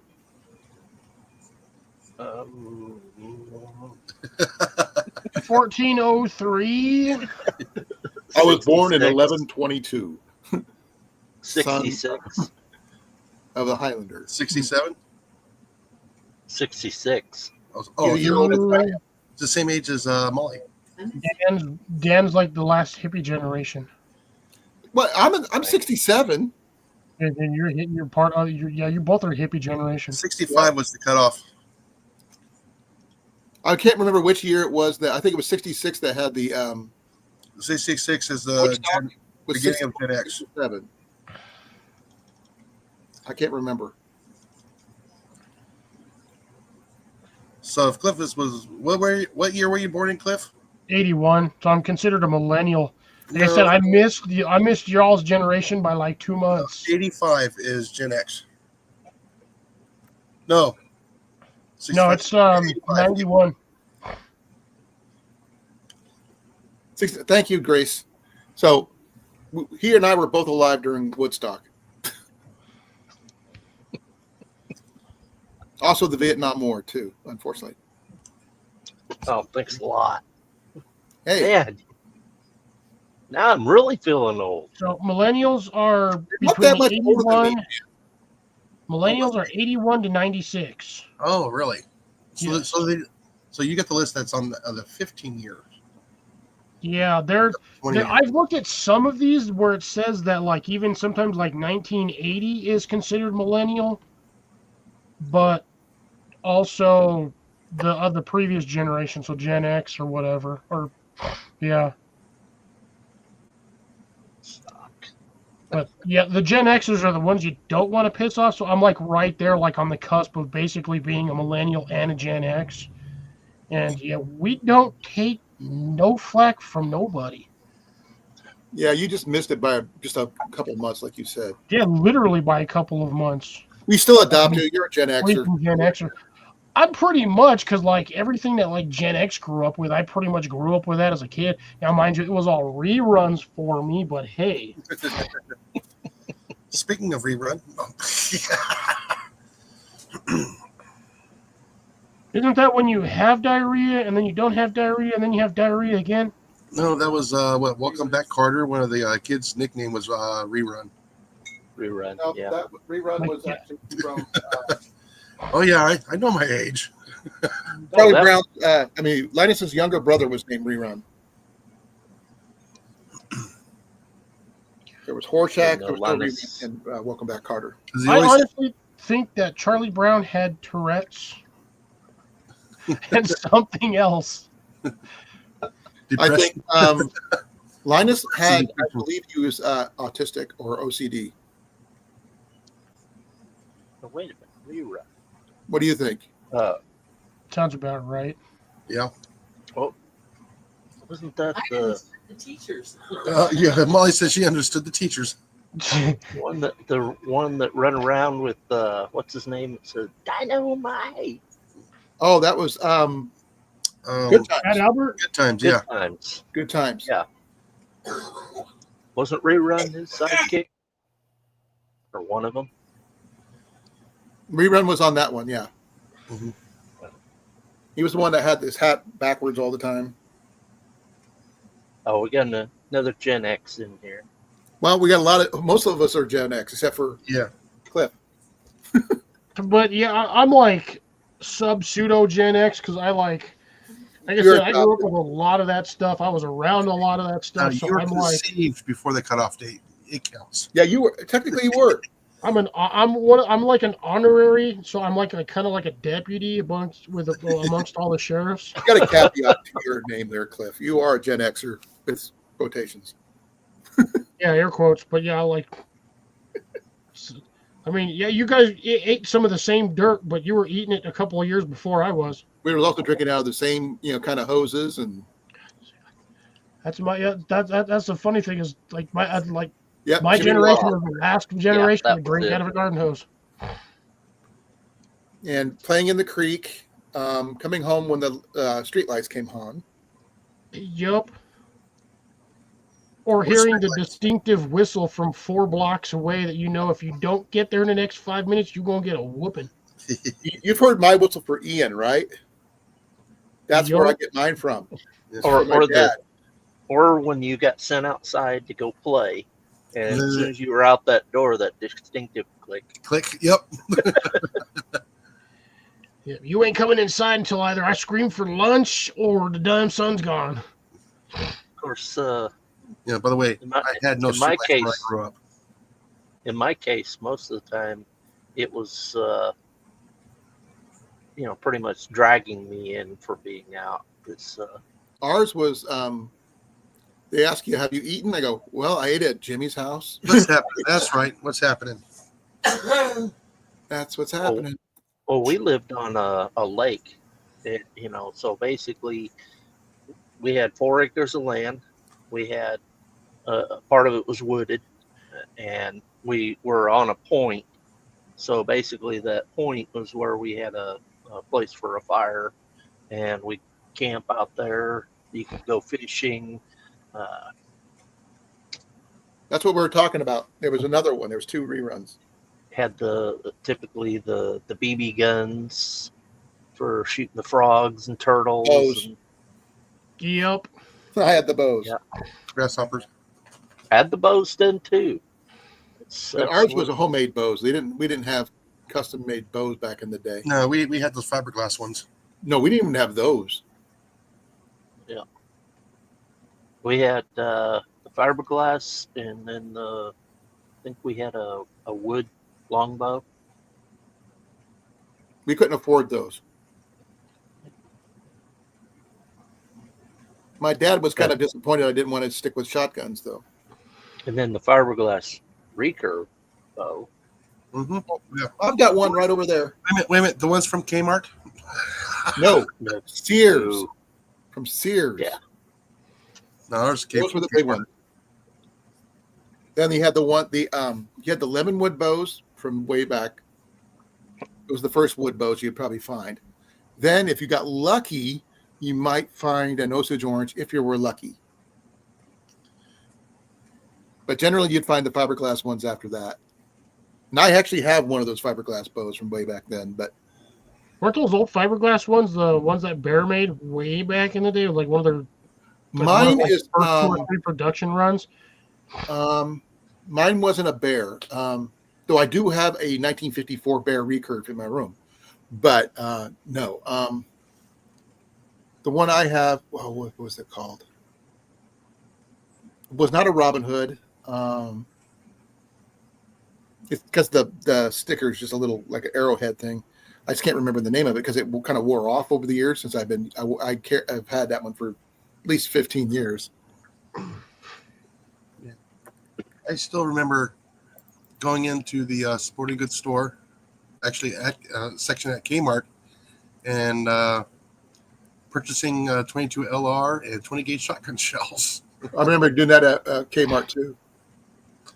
It was 52 cents for 50 rounds, and it was $2.50 for a box of shotgun shells of 25.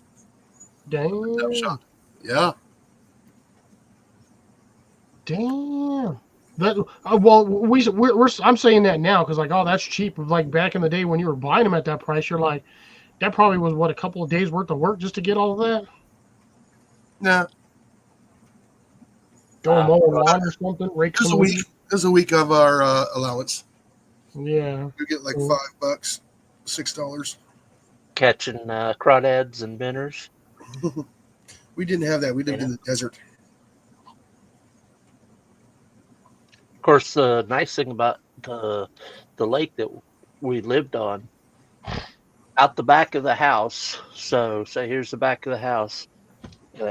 It dropped down just a little bit, and then we had an area that was raised, and then it dropped off pretty steep, and then out, and then once you got to the lake, it dropped down into that too. And when we lived there was back in the early 70s, and we used to get some heavy snow back then. Colin, you can probably remember those snows Oh yeah, back in the, what was it, 78. No, it was some before that. I want to say That was the big one where we were at. 73, 74, somewhere in there, I think. But, like I was 8 or 15, 9 at that time. 50-foot 15-foot snow drifts. Jesus. That was 78 when we had our major one, but there might have been one before that, but I was just too small to really worry about it. But, I was actually shocked here. We had temperatures that got down, I want to say, I think it was approaching single digit overnight. Um, and that's Fahrenheit for you, Dave, just FYI.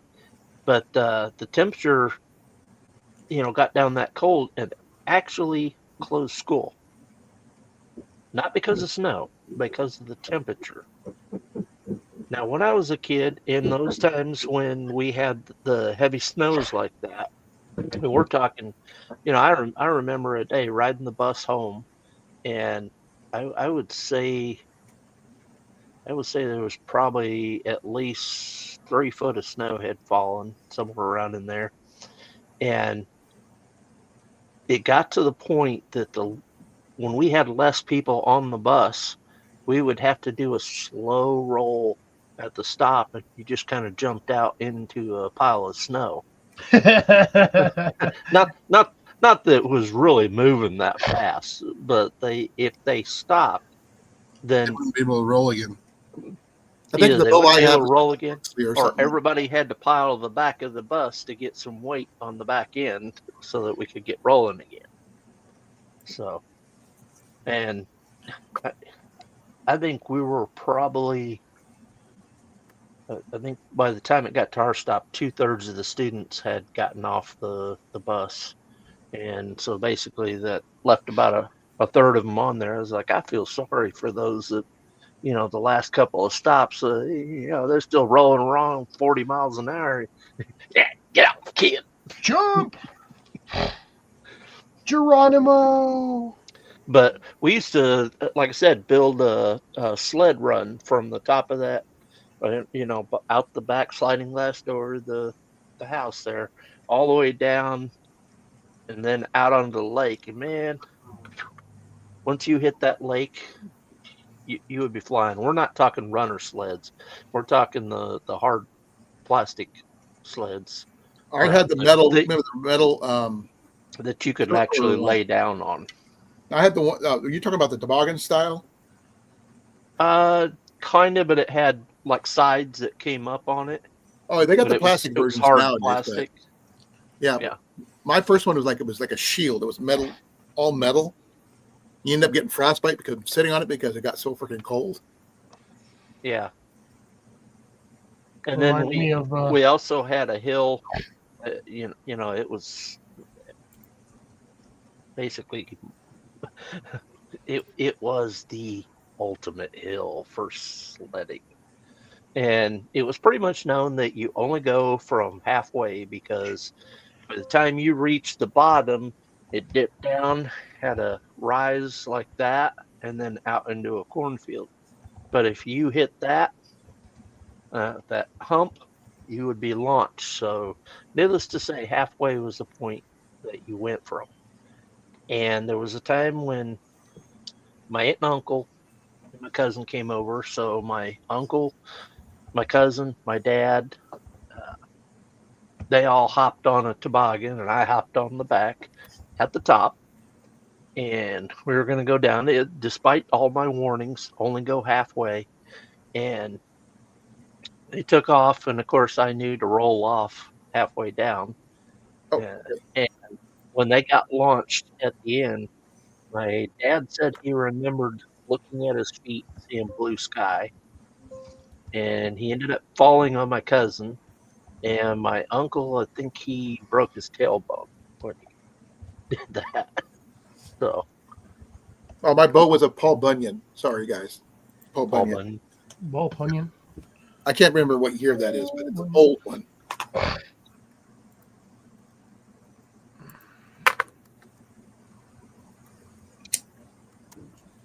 I would love to get like 2 feet of snow down in this state, just like all of a sudden, and be like, yes.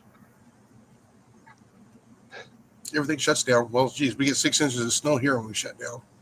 Dude, half the state shuts down with like 1 inch of snow because when I was in Arkansas, it was that way.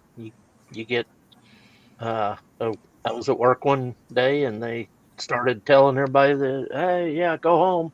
I'm like, what for? Well, it's snowing out. Okay. This is about midday, a little before lunch. And I think I looked out and there was maybe, uh, doubtful, but maybe a quarter inch of snow. Everybody went home.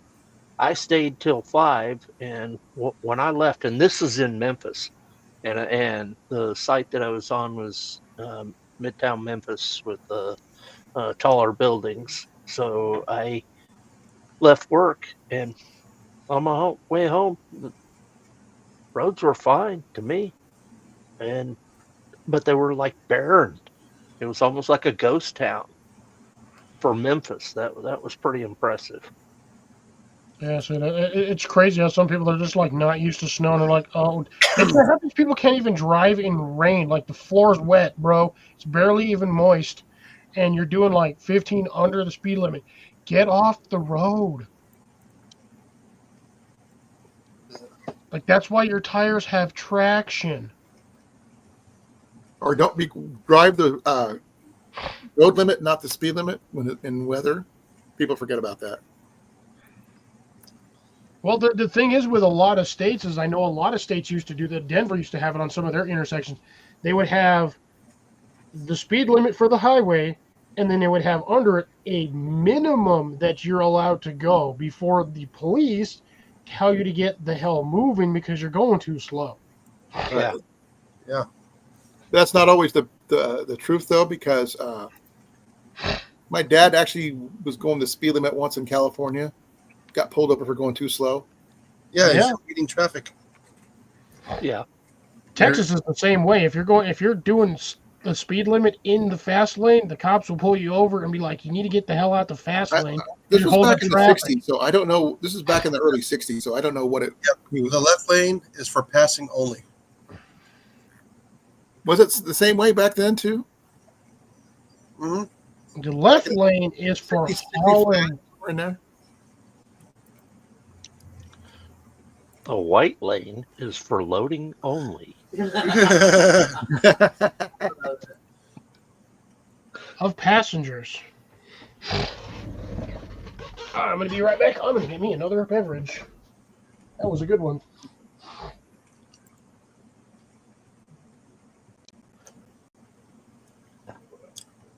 Man, I love this stuff. Yeah, I already have my coffee already. I gotta make some coffee. It's hot chocolate. I'm actually annoyed they made these cans smaller. That's like the standard sized Red Bull can or like Monster. Well, actually not even that. I don't even know what these Have cans you ever are. used anything besides Red Bull? So look, that's my Red Bull can. It's the same size. No. Have you used anything else besides Red Bull when you're making your drinks? No, because usually you don't really mix in to make that particular beverage. You don't do any other thing in Red Bull. I've considered trying the watermelon one. I actually like the watermelon flavored Red Bull. Be right back. But God, I don't know how that's going to taste with basically essentially black licorice. No. Now, I have a question. Has anybody tried the polishing of the bottom of the can with chocolate to make a reflector for starting a fire? I attempted it one time and got bored after like 5 minutes. Was it messy? Oh, it'll be messy. Well, if you don't use a lot of chocolate, you can do it. I think you can also do it with peanut butter. So, but I mean, how do you apply it to a rag and then? Yeah, I swirl would it around, recommend that or- would be my best. I wouldn't do it with your finger, but yeah, just put like a bit on the rag and then just kind of like wipe it. But you're going to be sitting there for a long time doing that.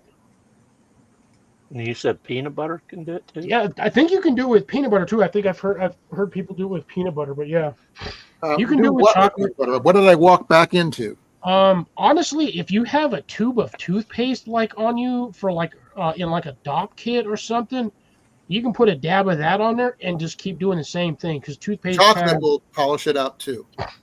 Well, that's what I'm saying. So will toothpaste. You can get toothpaste on there and do the same thing. You got to make sure you get which one you don't. Don't get the brightening toothpaste though. It's too gritty. No, No, just your standard like Crest toothpaste. Regular paste, yes, but not the one with little use grit in it. Barkeeper's Friend. Barkeeper's Friend would work too. And Grace, you can make it into a parabolic shape in order to start a fire. It's an inverted reflector. The parabolic type setup. Yeah, it's like a satellite dish, essentially. Parabolic's the same thing. No, paraplegic is not the same thing. I did not say that. You did. I have one question. Why is it called a paraplegic when there's usually only one of them? Well, usually You never see them as like twinsies. Isn't it a reference to maybe they made more variety than of one limb. limbs that are paralyzed? Because usually when they're paraplegics, it's usually both legs or both arms or. Yeah. Well, paramedic, they're always in pairs. Not always. Sometimes. A pair of medics.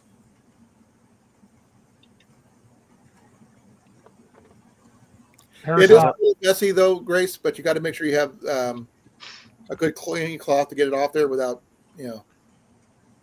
but it'll polish it up enough where you can get a really weak Mirror. Well, that's why you get a rag and you just dab a little bit on there and then you just sit there and polish it up. But again, you're going to be sitting there for an exorbitant amount of time trying to get that thing shiny.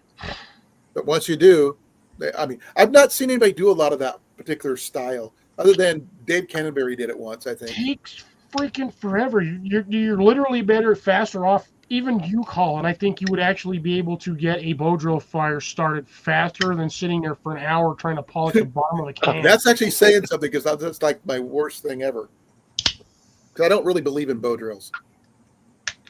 Yeah, but I think you can get a bow drill fire started faster than, like I said, sitting there trying to spend an hour to polish the bottom of the can. By the time you're done, the sun's gone down. Well, I have other methods for that. I've got my Fresnel lens. I've got a magnifying glass and stuff like that. So I probably Jason just said I would never have to use it. You ain't getting squat started with a lens if there ain't no sunlight. True. No, No, wait. I did see recently, we're talking about the bow drill being so difficult, but I'm not sure what they call that one that's got you got your spindle, and it's you basically a board that you pull up and down. Pump drill, yeah. Everybody has seen that does it. They always say, "Oh, it's just way easier than the bow drill." It's like, well, if it's that easy to do it, then what's the point of doing the bow drill? Why don't you just do the I think the bow drill is more for like primitive skills, like a primitive skill set to be like, hey, I can start a fire with a bow drill versus walking around with a pump drill. Yeah, but you could make it pretty easy. I've actually made a pump drill here just out of 2x4s and a random dowel that I had in my yard, in my garage. I got a fire started with it. It took a while, but most people, when they're doing a primitive style pump drill, they use a rock. And they'll sit there and they'll chisel out a hole in a rock with a rock to stick another stick in there. And they try to get the most roundest rock they can find because you want that weight sitting on that wood when you're doing it. Because if you have no weight, you don't get no friction. Well, the video that I saw recently was the one that Greg Evans did, and he took a log, that was probably about that big around, split it down the middle, and then curved out, cut out a groove in it that he could put the spindle in the middle, and then put it back around the spindle and tied it up with some lashings. Yep, So you can do that. That gave that extra weight. Yeah, you cut especially if it's like a heavy, dense log. Yeah. Like an oak or cherry or mesquite. Yeah. Mesquite's a dense wood, especially around here. That wood is thick. Yeah, especially it's all native. Oh, it's solid wood. You cut a 4 or 5 inch ring at about 2-3 inches. Get a hole drilled into that. Oh yeah, you got plenty of weight sitting on your spindle Yeah. pulling Yeah, down. we're not talking about You're the making one me think of something here. yard being watered. Or black locust. Yeah, black locust, even cherry would work. Actually, mahogany would probably work pretty good. That wood pound for like size is heavy. Yeah, but that's not native to the U.S. No, I it's think not. this would make an awesome bow in general.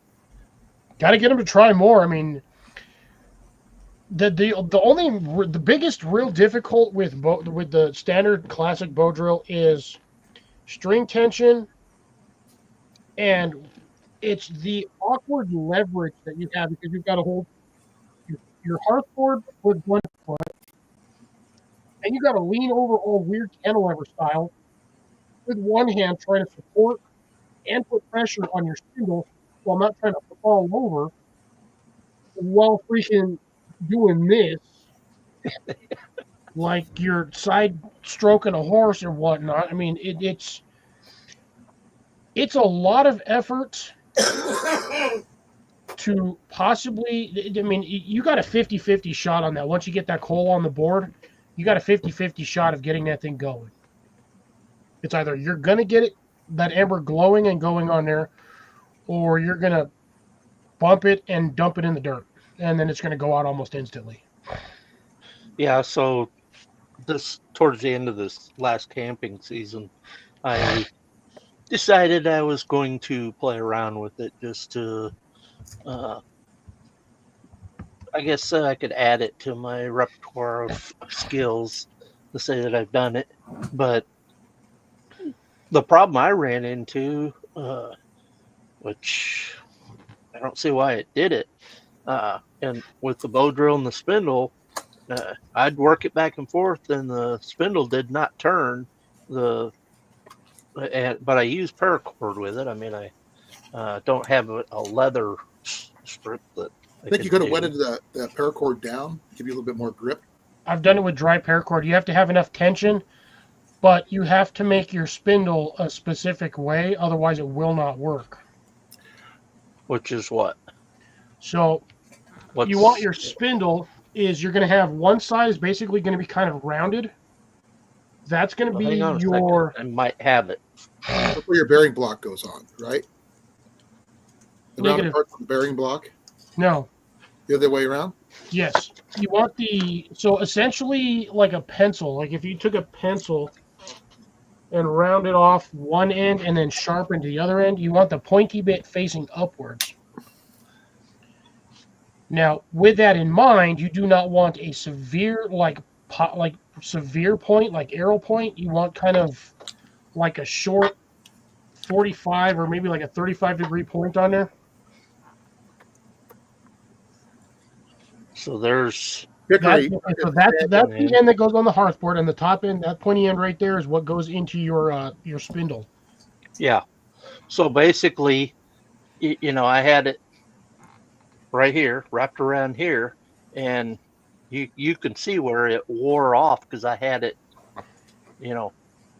basically all the way looking like this, and it wore off that dark part of it down to here because it was just sliding. Most people, if it's without the where the bark was. Actually, it was. Ash. No, if the bark's still on it, you gotta peel it. You can't leave the bark on it.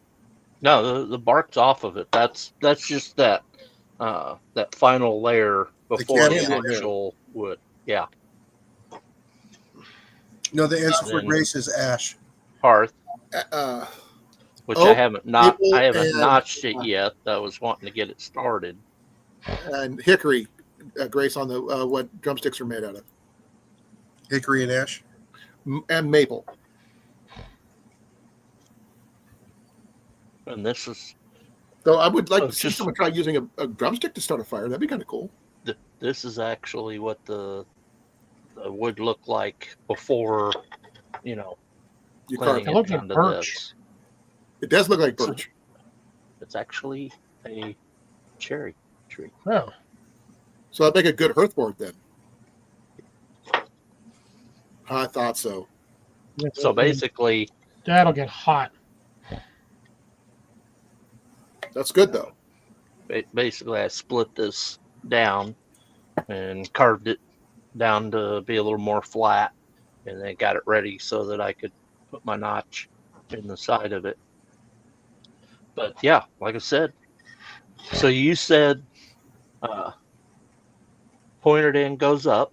Pointed end goes up because what you're going to have that on top of your bearing block. So you want the Yeah. least resistance or friction on top of your bearing block while you're trying to generate friction at the bottom. So you want the Yeah. most amount of meat at the bottom. Yeah, I would give that one probably just a little touch up on a little bit more of a point. A little more of a point. But if you can find, you can usually find them in like the hardware stores. Find like a 1/2 inch ball, like a inset ball bearing sleeve, and you can use one of those, like a bearing sleeve. Yeah. This And you would can work. put that in well, you can actually that actually Oh. probably work too, Colin. That little magnet. Yep. Neodyme magnet. Hey, Well, I have several of these. Got more over there. This is my bearing block. I'm gonna show you There's here. three like it, but this one is mine. This is something that No. somebody did in another video, and I wanted to find out if it would work. I have a piece cut here. This is my bearing block, That would work. but this is fat wood. Yeah, I've seen people use skateboard wheels, Grace. You can use fat wood because once that stuff heats up, the sap leaks out, and it does provide a little bit of a lubricant. But you do have to be careful because if it gets too hot, it will just ignite. Well, that's weird. Yeah. It's not necessarily a bad thing, but it's a one-time thing if it does that. And I think they Can did be. the skateboard thing on Dude, You're Screwed once. Rollerblade wheels are actually better because it's a fatter wheel. It gives you way better hand grip on there. The old school skateboard wheels. No, rollerblade wheels. I'm talking about the skateboard ones, Yeah. the really wide ones. Well, because the roller skate wheels are usually like 4.5 inches wide, and it's rubber. But they're also only like that thin too. No, roller skating wheels they're pretty thick, but No, it's the roller not the wheel blades are- itself. yeah, It's the that's bearing it. that's attached to them that's inset into the hub. Yeah. Right. I would say something like a scooter wheel. The newer why- scooters or razor Why wheel. would that paracord slip on this? I mean, I know it was tight. It was plenty tight. Maybe you're pushing down too hard. No, Yeah, I mean, paracord is I just barely had it on there, just enough to keep it upright, and was going Or back and forth. maybe the and the notch board was too tight at the bottom, holding it in place. Actually, it's the other way around. I actually had a question about making a bow drill out of a bow saw. Just Yes. swapping out the blade for the paracord. yes, you can do it. Now, does as far as your actual bow, your piece of wood for your bow, and I can't see where this would make any difference, but does it have to have a larger arc?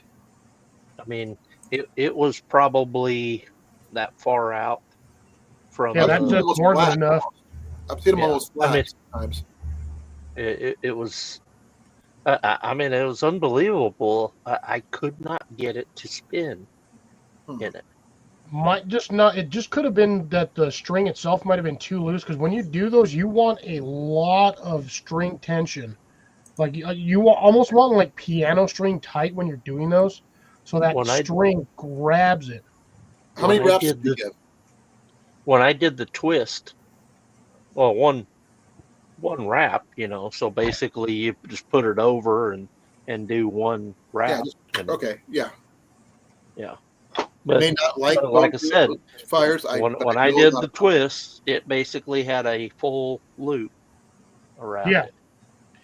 It could have been that the whatever curved branch you were using it did not have enough rigidity or strength, so it wasn't putting enough tension in between the point A and B. So and it was actually, I can't remember what I used for It might have been cherry wood as well. I thought they had to have one softwood in there somewhere. No, you can do that with straight. I've started I've a heard boat cedar fire worked with really well. oak. I've So heard of cedar working well. the hearth board is cherry. The spindle is cherry. The Bearing block. bearing block is that wood, Why not? so that's fine. And of course, it's right in the middle of the most of the. I think a set of stuff. bearings, embedded into that bearing block would really make things a lot easier. Yeah. Just carve it out and then set it. Or, if I decide to get off my butt this year and actually make some more, I can actually make Dan a bearing block. You've got yours still, don't you? The one you made? No, Jeff has that one. Oh, okay. He won that in a giveaway. I forgot about the giveaway. And when I sent him the stuff, I looked back at the video and I was like, ooh, crud. I don't have time to make this. I just sent him mine. Right. I remember you saying something like that. Well, I haven't heard from Jeff in a while, though. I've got some of those magnets. Like you gave me those magnets. Some of I've those got magnets. more. I They're love really good those magnets. things. Those are really good magnets, aren't they? I love those things. Ben seems Absolutely they were love throwing them. those away. Literally, Oh, they were throwing those away. You ever see them thrown away more? I have about 20 of them. I love those things. They are okay. awesome. I've got one here, and I think I've got a couple more somewhere. At my last job, I kept the stack of them in my toolbox, and I put a piece of cord through it, and we were a plastic mold injection and made parts that sometimes we would put screws in them or the nuts, and then they would be molded into the plastic.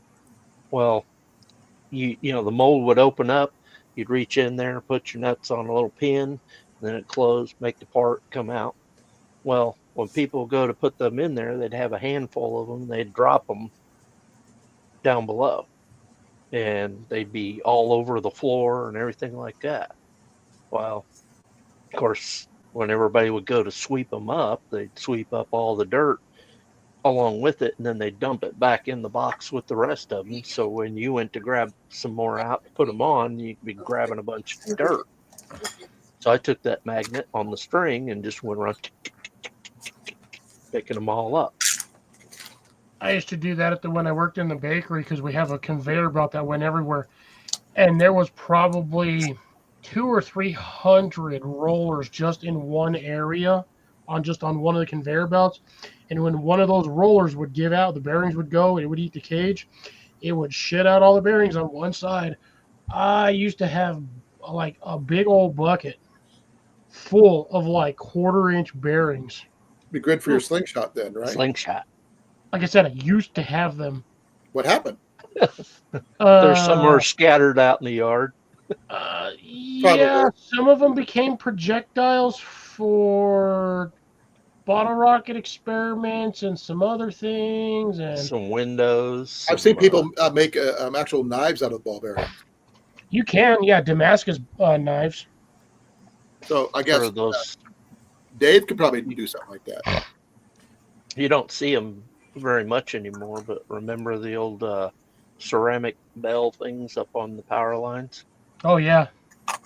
We have glass ones here. The insulators? Yeah.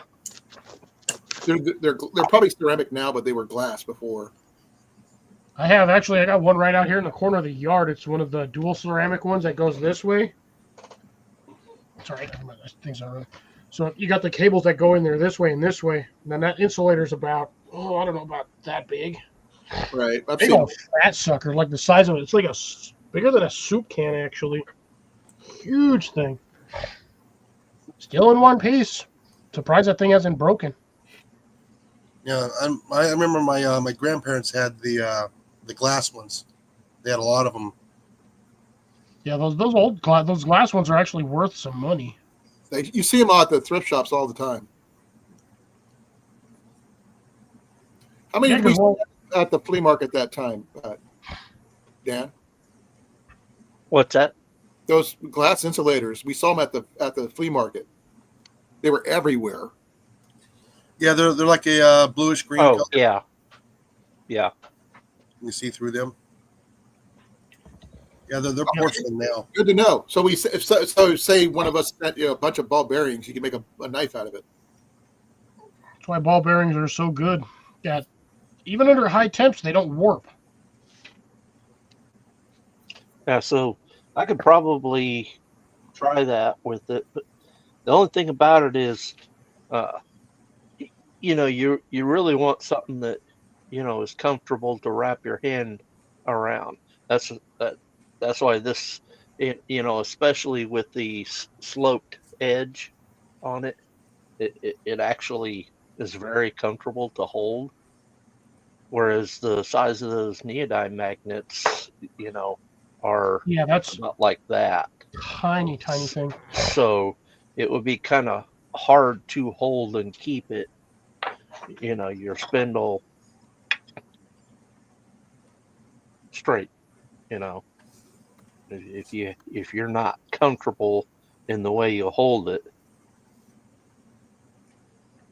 you could see that being very difficult. So Yeah, that just might get you like a actually, 1/2 inch or 3/4 inch bearing, and drill a hole in a piece of wood and smack that sucker in there, and you've got basically a bearing block. Yeah. Literally. Because that's you're using a bearings. I've had actually- pieces of oak that was the last one I made, the one that I gave for the giveaway for, I think Jeff was the one that ended up with, positive Jeff ended up with it. But the way I made that, it was kind of offset, so it was kind of like a diamond, but it was a rounded diamond, and that thing, no matter which way you held it in either hand, It was comfortable. it felt like it was supposed to be there. I actually saw a bearing block used. Someone used a either a 50-cent piece or a silver dollar, and they just concaved it into it. The one that Jeff got was, I think I used a penny for that one. It still works, either way. No, yeah. I've got, Concaving them is a pain if you don't have a bearing that's roughly the same size. I've got something that actually might work for you, Cliff. It's an old laundry token. Too soft. The same material made of as pennies. I think most of those. This is the old school ones, not the like new ones. galvanized tin. No, we're talking about the new Oh. ones, not the new ones, the old ones. what about a hickory wood? Yeah, I mean, I can. Okay. If you got a piece of wood, I can probably turn that into easily turn it into a bearing block. Yeah. But I mean, so basically you're saying like drill out one that I could actually force You could use a slugs. bearing into it.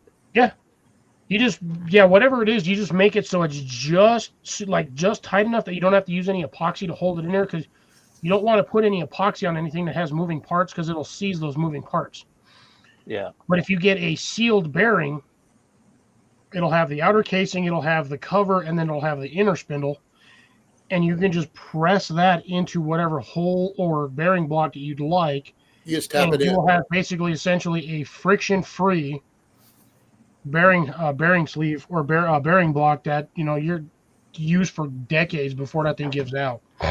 Just every once in a while throw some oil in there though. Doesn't hurt. If Know, it's a if sealed you're one, outside, no, if you're outside, you don't want it to rust. no, they actually make some that are actually sealed. It has like a little seal around it, so you don't even see the bearings. You just see the outer casing, like a cover plate, and then the inner hole, and then the inner sleeve. Well, the one That's you like- sent me, you could see both of them. So mine would. Yeah, probably- well, So- that's the one for the fire kit that I got you. I have like 3 or 4 of those somewhere. I have a bunch of them. Well, there you go. You can So make the- some more using those. The bottom of the hole, that you're going to put that bearing into, you would want it, kind of curved so that it wouldn't No, Yes. catch no. the If bearing. you have the keep it- bearing block, you wouldn't need it. I mean, the bearing set, you wouldn't need it concave at all. It could just be flat. No, it's better to concave where the bearing's going to sit. You kind of want to, once you get the hole drilled, the easiest thing to do is just take like a standard, like a drill bit that's just a little bit smaller than the hole, and just go down like 1/8 of an inch. That way you have a little bit of depth to it. So when your bearing sleeve sits on the shelf, you have a little bit of recess behind that, so you're not sitting up against whatever your bearing block material is. So whatever your spindle point won't accidentally, even through wear and tear, it won't get stuck or lodge itself into the back like a nail. What if you made us a ledge type situation? Well, that's what you do. When you drill it out, you use a flat drill or a hole drill, and then you Then you have drill a your hole where the center tip is. You drill a hole in there just a little bit, so you have a recess. Yeah. Now, when you do that though, does it that No, with that, once you'll only need a point to a certain extent. You won't need like a really thick point. Like the point you have on there right now yeah. is actually would be, in my opinion, a good point for a bearing block. It could be a little pointier, so you have a little less friction. Okay. But if you're running it for an actual bearing, that should be fine as long as the tip of that fits inside of the bearing. Yeah. But now this was cut down probably at the, I want to say May, and when I was trying it was in September. So it wasn't dried out completely. Oh, I've seen people start with soaking wet wood and still get a fire started with a bow drill. Okay. Now, I've actually it seen will take some time. people actually use horn for making bearing blocks. You can. Horn? Horn. Deer horn, like elk antler, deer like horn. antler. Oh, okay. You know where the button part where it's the widest? Yeah. Yeah. Because it's partially concave in one spot anyway, so that's an option. Yeah. Now the high speed steel that I've got that I'm going to be doing for a striker, I'm going to make a wood handle for that. And I see a lot of people doing it with the fat wood and saying, oh, well, yeah, got your natural tinder right there. But if I'm going to go to the trouble of making a nice handle for This mamma jamma. Just remember, you can't. Pine handle. That's a pine handle, so I can shed that. I mean, that is thick. That's a big handle. yeah. I just happened to have a dowel that was that size. I just drilled a hole in it and I shoved I think it's like 10 inches. But that's your ferro rod in it, though. Yeah, right? this is my ferro rod and my handle. Is that an 8-inch one? I think this was my 10-inch one. I'll show you what I'm talking about. I've got the 6-inch one you gave me. This is the 8-inch. Because that goes wherever that nail, my pin is at, that goes down to about where the tip of my finger's at. Right on the edge. But yeah, that's my emergency one. It's uncomfortable, but again, like I said, because it's pine wood, you can shave off the side for some pine shavings and get a bit of fire starter going. You have a sheath for that? No, I don't need one. I need to drill a hole in the end of it so I can put a lanyard on there or something. Was that where the other end was the lanyard hole where you put the nail through? Yeah, well, when they make the rods, technically, yes, they always drill a one pilot hole in there so you can technically lanyard it just as a rod, but that's what I shoved the pin in there. I just cut off a piece of wire and whacked it in there and it stayed. So that pin, is that going through the ferro rod or is that just That's what I said. pressed against it? No, it's actually going all the way through. So how'd you line up the hole? Very Carefully. It was a pain. Oh my God, lining up that hole was a pain in the ass. Because I drilled the original hole. I mean, I think this hole is like an inch and a half deep. This is what I got for the striker, though. Oh yeah, that's a solid piece of steel. High speed steel. Yeah. You know what works really good on these things too? Piece of ceramic tile. Yeah. But see, I Jasper want works to good too. make a handle for that, and then I've got one of the big rods like you got there, and I'm gonna make a handle for it, matching handles. Versus, maybe I could make one out of fat wood and one out of, say, hickory or something. Or you But go the route my dad did with the shell from his 21 gun salute. the biggest thing I'm worried about is splitting it. Like once it dries out, it's splitting. Well, make sure you have it dried before you use it. Yeah, it's gonna dry, but I think you need a 4 is I not just what I'm looking for. what would be a good wood to use that won't split when it dries? Well, if you keep it oiled as it's drying, it might help. Pine. Oak wood too, but up to you. Honestly, for drying power, your best bet would be to use pine, like a high resin pine, because even when the stuff is dry, it doesn't crack. For some stupid, Yeah. the resin in the wood keeps it Yeah, from Dan's got plenty of fat wood disintegrating. pieces he could use. He's been doing a lot of fat wood videos. Yeah. This piece of wood is probably 3 years old as far as when I cut it off of the fallen down log. It had absolutely no cracks in it, but you can see, like right there, it's got one. It's got one Hey guys, over I'll here probably be out of here now. at the end of at the bottom of the hour. I'm getting a headache. I just can't shake. Yeah, I'll probably give it about another 10 minutes here or so to I've taken wrap this time, up. but nothing's working yet.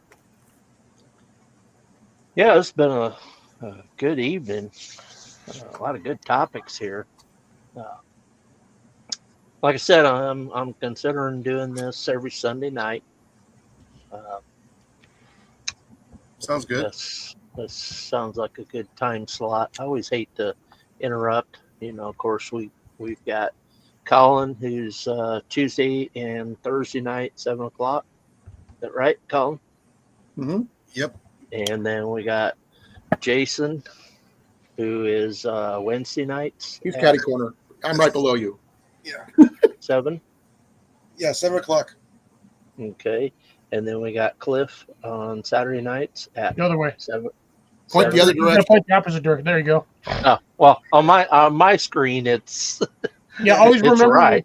because when you're on your screen, you got to point the opposite direction where you think you're pointing. That way, you're actually pointing at the right person. Like Yeah, because you were pointing at me. You can do a mirrored one, but trust me, you get the mirrored reflection on StreamYard gets really annoying. Oh, it's like watching this. So it's like, here's me mirroring my camera. See the difference? No. You didn't see it? Okay. That's Cliff. Yeah, it's me. So I flipped it. Backwards. So my mic is actually on the other side. It's on my left side. This is my left. Yeah, see, my window's on my right-hand side, but when I'm pointing This to is my people, I left. know where I'm pointing. Yeah. I get used to it. So I got to point like that if I Yep. want to point to that guy over there. Like you were looking in a mirror. Okay. It takes some practice. It's a little confusing the first few times you do it, but you get used to it real quick, and then you automatically do it. Well, we still mess up from time to time. Yeah. So it happens. Yeah, Dave, I am Night, Dave. ecstatic that you made it. I really enjoyed it, and I'm looking forward to seeing more videos from you, Dave. Yeah, because what is it on Friday nights? It's going to be Peaceful Des that we watch, and Ajax if there's enough time. He's Yeah. also on Saturdays too. And Monday night is the Reef Robber. So Earl. if you want to join over there on Monday nights, that's usually 8 o'clock Central Time. Yeah, Sadly, Earl's I pretty can't good. But Cliff is at work. all day long. Here, let me pop up the Reef Robber here. Yeah, Earl is pretty cool. He doesn't matter how long you've seen him. He's just like you haven't left. And what's his channel about? Fishing. Yeah, he fishes and he Fishing, also crabbing, goes you name it. camping. Was it catfishing or No, just he's over any in the kind of ocean. Northwest. Ocean fishing. He's over in Oregon. Oh, ocean fishing. Okay. But he's got a pretty good following there. Okay. But like I said, he's very personable. He doesn't matter how long you've seen you. He acts like you haven't left. Yeah. And I don't declare myself much of a fisherman, but I have fun anyway. I ask questions like I do with everybody else, but I don't know anything. So can't say I've actually had a lot of crab or anything like that, to be honest. Yeah, but it's a good group. I mean, we get a lot of people in there. Good people. I will tell you this right now. I have never had crabs while fishing. Good to know. There you go. Let's see if I can grab that link there. He also does trapping too. He does. I think he's done some hunting ones a couple times, but that was a long time ago. I'm not sure if he has a bow or not. I think he might, but I can't be sure. But it's been a while. Yeah, no, he does. Was it nuisance Hunting? Yeah, the nuisance pest stuff. Didn't he do some goose hunting? Like or something? nutria, beaver, stuff like that for a couple of people. Does beaver taste like beaver or does beaver taste like catfish? It tastes like beef. Interesting. Right. That's what she said. Beaver tastes like beaver. Yeah, he's got some hunting ones he's done. So, question for you guys. You guys have your cameras straight in front of you. Mine's yes, off my My laptop. laptop. Was it awkward with it being off to the side here? Don't bother me none. I've seen lives with cameras off to the side over here. That might used to be in the corner over here, so it would look like to the side. Yeah. It's only detrimental to the live if your lighting sucks. Which If you've got decent lighting, this isn't that great.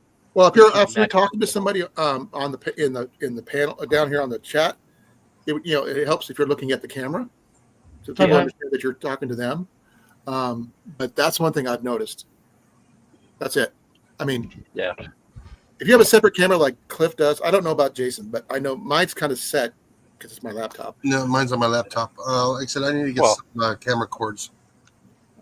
I mean, it's easily moved, but it's yeah. So you got a mounted camera on a tripod then.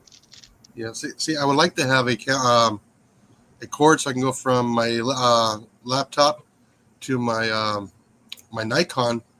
So if I'm going to be on Rumble or Instagram doing live mouse hunt, I can face the camera down the ways. Yeah. I was thinking about getting another GoPro, like a 10, stuff like that, but mostly archery stuff. Yeah, I can just get mine in. You need to get a camera because yours keeps on going fuzzy on you there, Cliff. My camera is weird sometimes. Yeah. Oh, by the way, I just got a comment from Johnny Mac. That pelt's no good. To one you zippered. Yeah. Well, guys, it's 9:31. I'm gonna have to bow out. All right. Thank you. Well, for that. appreciate you coming up Appreciate it. there, Yeah. So Colin. if anybody wants to see mice and rats getting clobbered, mine's the channel. Yeah. Do you have your link for that on your Rumble channel? Yeah. Here, let me. Well, you can click on me. Beardsley is the only one Beasley is the only one I see in here. And Grace. There's only the four of us on panel, and then Beasley, and I think there was Grace. Yeah. Grace, and then one other. And then permaculture. Howie? Howie popped in. Howie? Yeah, he? very very beginning. Oh, I didn't Oh, see and then it. there was I wasn't here. Oh, J&J was popped in. J&J was here. Yeah. And Blake was in here. Oh, and J&J. Plain and Simple also popped in. Yeah, I did let you guys know that I got my first Plain demo. and simple. Your what? My first demo I'm doing in April at Yes. the meet and greet. Okay. Well, good luck with that. Yeah. My buddy, Plain and Simple, at the very beginning, he's one that I actually I met him out at the campground that I go to. He was up, I think, from Southern Illinois, and he used to do a lot of camping trips with, I think, the Boy Scouts, but he was really big into, uh, you know, the primitive camping stuff, and he showed, oh man, the gear that he had made his own alcohol burner stove and everything. I have like 4 of those. Yeah, but I mean, this one that he made was really nice. No, I And actually then- have a bunch of homemade ones. Okay, guys. And then I'm There's tired. Colin. Night, guys. we'll see you later. My voice is starting to go anyway. That he had one of the kettle stove things, whatever. The ones that Oh, the Kelly you can, kettles. yeah, the Kelly kettle. Yeah, he had one of those. It's cool concept, but the price is just ridiculous. Depends on which version you get, because there's the base model, which is just the Kelly kettle, which Yeah. holds, I think it's like 24 to 30 ounces of water, something. It does not hold a lot. They Yeah. have a larger model, which is the camp version, which comes with an attachment plate that goes on a little triangle or a cross plate that you can assemble and set on the top, and then you can put like other stuff on top of it to cook. So like you can do like a small frying pan or like another kettle if you want to do a kettle with something else on it, pot of soup or whatnot. You can do it that way while still attaining boiling water. I actually Right. have one somewhere. You have one? Yeah, I actually have a Kelly kettle. Wow. That thing, let me tell you, it will heat up water faster than a freaking electric kettle. I'm trying to remember though. So you built the fire down the middle of it, right? Yes. Okay. How did you get the water out? It's in a double wall boiler. Yeah, I know it's in the double wall, but how do you pour the water out without dumping your the fire? versions that they have now, so you have the main baleen handle at the top, Right. and then you have there's a little rubber cork or rubber stopper that goes in the top of it, basically to keep debris and whatnot from falling into it during transport. But there's a little tiny generic chain that goes all the way down to the bottom corner of it, like on one side. So you basically just hold the chain, hold the bail handle, and you just lift the chain. And it Right, but pours if your right out. fire is in the middle of it, when you pick that up, now your fire falls out into a flat pile. Yeah. So you can't essentially put it back down with your fire up the No, middle. it comes with a base. Like there's a little base that it sits on, Uh-huh. and then your fire goes pretty much like inside that little base, and then what it does, it's basically like the rocket stove effect. It sucks the heat through the top of that. Right. I would have to find mine. I know I have one still. It's probably buried under my bed under like one of my boxes. Assuming that wasn't one of the ones that got jacked when I lost all the crap out of my truck. And then of course new recent acquisition, the Bayite keychain barrel ride, David West special. Cable keychains, always the best. I was actually shocked. You know, I didn't think I thought I'm just gonna immediately replace it with the real metal solid keychain, and I'm actually impressed with it because I've been wearing it since Christmas. I got it for Christmas in with my keys here, and I don't get jabbed with that. I mean that is pretty long. It's a lot of weight for your ignition. Not really. 'Cause It's also a long key. No, it's a lot of weight hanging off of the ignition. Oh, that's I take this off. Okay. Yeah, for the ignition. It's just that. Yeah. Okay. Yeah, all I've got on mine is I've got a little 3-inch dangler and my key and then my key fob Dangler. and then my alarm my key, and that's it.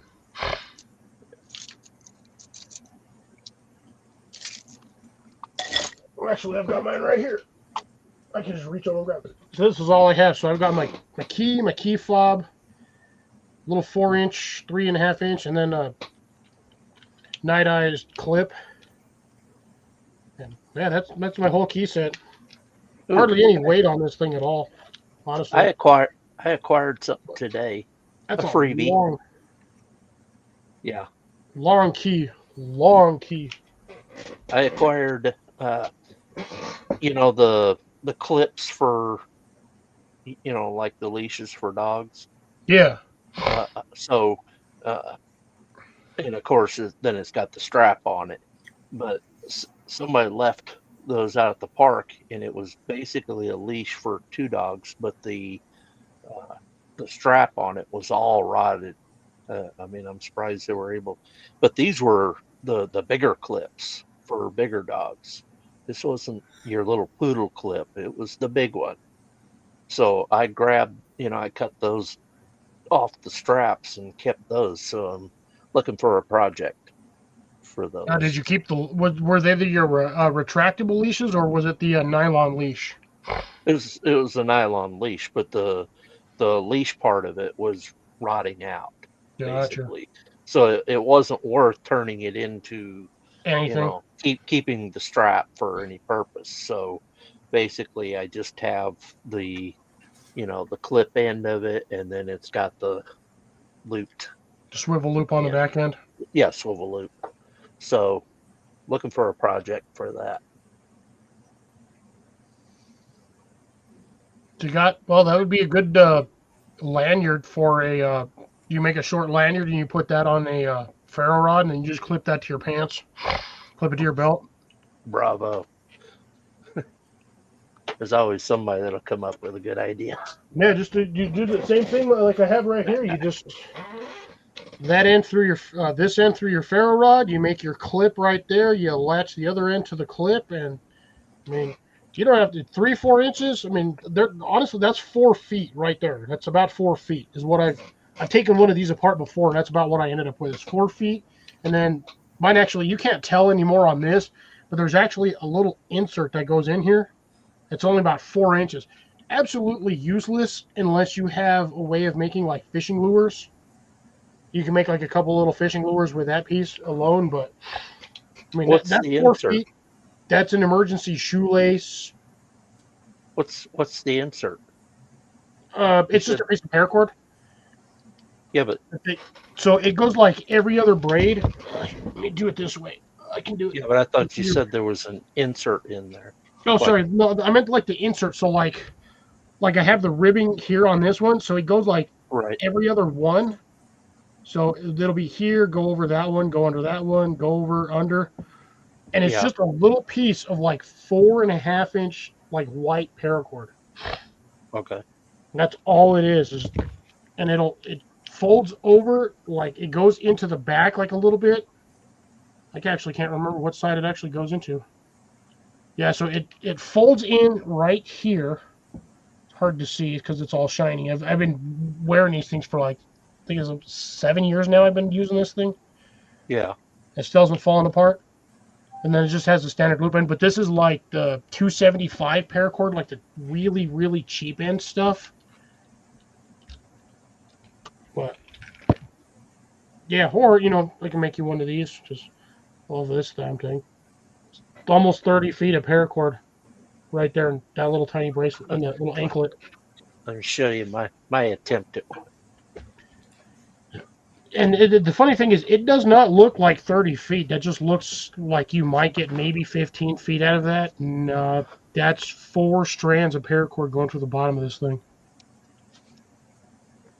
Actually, no, sorry, I stand corrected. It's 8. So that thing loops around here 4 times for 8 inner. See, now that one's actually pretty good. Yeah, that's the, I think that's the trilobite pattern, I Yeah. think is what it's called. I think somehow I messed up. Yeah, in the center, Right yeah, I about noticed there. that. But for the most part, I think basically what happened is you switched your stitching halfway through and got like, it got backwards. No, actually, it's because I just pushed it up, and I can actually move these. So I didn't do this real tight. That's You still know, not if I bad, though. I actually didn't do that, and I did horrible on this end right here as far as Sealing the them way is that always a came pain in out. the butt. Well, no, not sealing it. Oh, It starting the is braid? the change of the design right here. Yeah. So look how this end is less abrupt. That looks kind of messy. Yeah, I think you got the pattern again when you started after like the first or second weave, you switched the I might coloring have, for where your weave was going. yeah. But No, you'd be I fine. think there's about 35 foot in that one of paracord. I have one that I made. It's literally a bracelet. I always wore no, actually sorry, it was an anklet, just similar to this one. That sucker has Well, the close reason to 40 feet of paracord on it the because of reason the I am kind of disappointed in this one. I didn't make it tight for a specific reason because I didn't want it real rigid yeah. for the wear, so that it would actually wrap around instead of trying to pull out and you know go like that, so it would Yeah. stay kind of rounded. So I'm okay with it being kind of loose, but that's as far up my wrist as I can go with it. And I would prefer a little bit looser so it has a little more slide play I on it. wouldn't go too much looser than what it is. I'd maybe say eighth of an inch, maybe 2/16, 3, I don't know, 5/8, whatever, because Yeah. you don't want it too far down when your hand is down. You don't want that thing coming across like the bottom of your thumb Oh, and impeding the ability to move your hand. it it definitely doesn't go that far. Yeah, you don't want it super, super loose because then you run the risk of it falling off. I mean, that's as far as it will go at Yeah, my I'd probably say wrist right adjust it now. by like a quarter of an inch, and I think that's probably all Yeah, you're going to need. yeah. But I can't adjust it to go longer. Well, not when it's when you're in the production process, yes. Once it's finalized, no. Whatever size it is finalized, that's what size it is. Yeah, so Dave's got it on his katana. Yeah, I've got a So wrap basically, that I learned how to do years ago. I still have the channel. I have to scroll through like 5,000 videos to find it. For this particular braid, it's basically every inch of paracord, every inch on the bracelet is 2 feet of paracord. It's ridiculous the amount of paracord that thing eats yeah. to make that braid. Well, I made one that was probably about that thick, and then I wanted a thicker one like this, and so that's the one that came out. That was the pattern that I liked the most, especially that pattern there on top. I think the fattest one I made was a double wide Cobra, and that's this thing.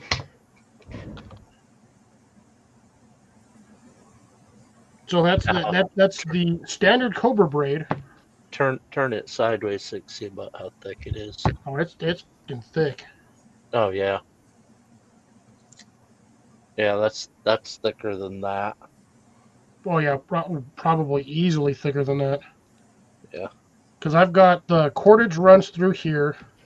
That actually goes up and over 4 times.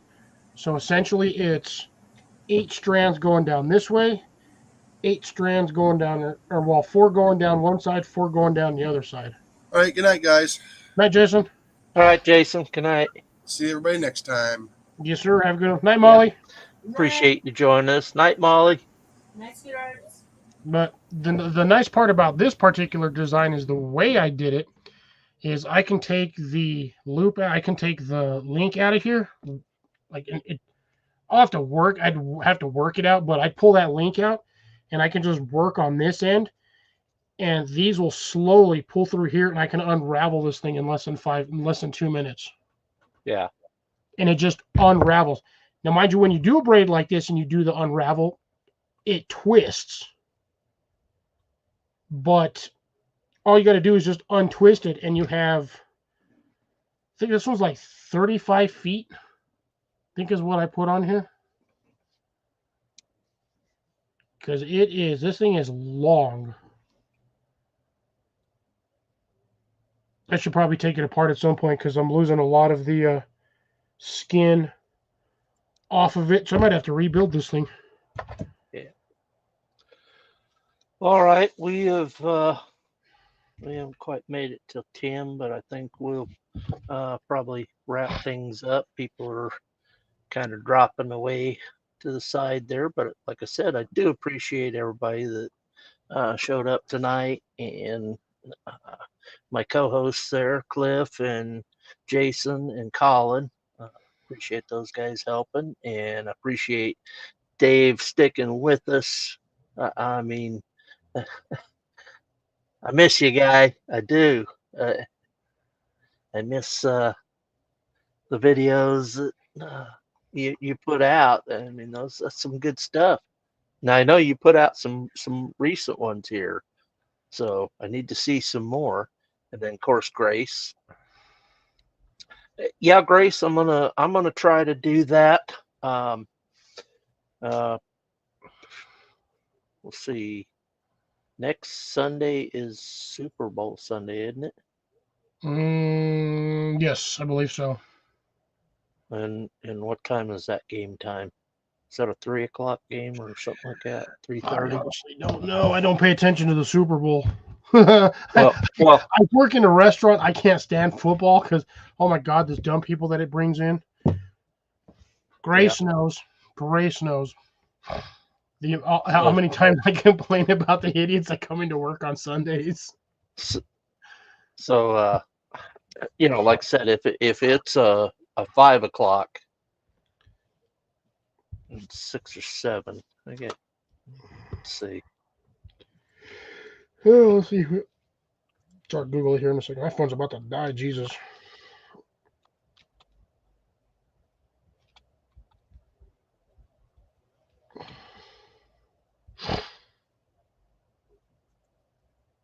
Let's see. Sunday, February 9th at 5:30. So yeah, I'm showing 4:30 my side. So yeah, Central's 5:30 Central. Yeah. So that's probably going to push it into what, 8:30ish? Yeah, 8 or 9, yeah. And then, because they're going to have the halftime show, which is what, half hour. So 15-20 minutes usually. yeah, usually, but on the Super Bowl, don't they go longer for all the show stuff? So I probably won't do it then, just because everybody will be out. Well, not everybody. Those of us that. I'll be at home. I mean, I'm sorry. I do have to watch the game, and you guys may hate the Chiefs or whatever, but I've been converted from my original team. I hate to say this, but to be dead honest, I have a feeling the Chiefs are going to win again. That would be nice. My little brother's in Kansas City, so we have actually turned my mom into a football watching fiend, so she's now watching every time the Chiefs play. But I'm forced to watch it at work because that's all they've ever put on the damn TVs. yeah, 3 hours plus the halftime show. Yeah, good game. Yeah, definitely won a good game. I think that one should be a good game, Grace, because the Chiefs are like I feel like they're unstoppable right now. The unfortunately the Bills could not stop them last 2 weeks ago. They couldn't do a twofer, and they got obliterated. Unlike that Broncos game. That Broncos game, oh my that God, I was giving my coworker so much shit on that one. the They first should have play. gave up in the third quarter. Well, the first play where they fumbled it and got a touchback. It's like, bro, you guys scored in the first 2 minutes of the game, and then what happened? The Broncos just were like, I'm gonna go take a tea break in the back corner. Yeah. We'll see you guys at the end of the game. Well, at that time, I was in Colorado, surrounded by friends that were diehard Broncos fans. So, of course, I was along for the ride. So Yeah, they got spanked. They yeah. got spanked. Well, we had a get together for it, so there was, geez, I think we had about 30 people together over there at you my go. buddy's house, Good times all and around then. and to have the very first play, of course, the kickoff and then the first play turn into a fumble, and then I don't even remember. It was such an uneventful game that I don't even remember who they were playing. And yes, they lost miserably. Oh yeah, they were playing the Bills. Bills annihilated them. Yeah. So yeah, now I'm a Chiefs fan, and I hope they win.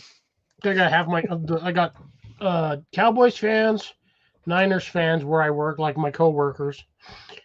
I absolutely can't say I find football boring as crap. It's like watching paint dry, in my opinion. But that's just me. I'm not gonna knock anybody for liking it. I just give them crap when their team loses. I'm like, haha, you guys suck. Yeah. So basically, if the Chiefs lose the next live stream, you're going to give me crap, right? I just might. We'll see. Actually, no. My next it'll be the live stream after that because my next live stream will be Saturday, which will be right before the game. Right before the game. So I'll have to wait a And week. like I said, I'm probably not going to do a live on that Sunday night just because after game time it'll be a little too late for that. Yeah, audience retention will be incredibly low on that day too. Yeah, and since I'm trying to get YouTube to wake up and recognize my channel again, we'll go from there. Although I do have a video that's still doing quite well, the video of my tent, and it's now my leading video. Nice. I think it's over 10,000. Damn. Let's see. My best one was like 1,700, 1,600, somewhere around there, and that's my Where'd the Snow Go freaking short video. Let's see. I have not done. At least YouTube's trying to front my shorts. I got to put more shorts out. I'll probably do another couple when during my next 2 days off. Yeah, I've got 12,000 views in 2 years on the tent video. That's not bad. It actually passed my kayak video, which has 10,000 views in 5 years. So 2,000 views a year, not too bad. yeah, and then the Dude, my which OLED was still going.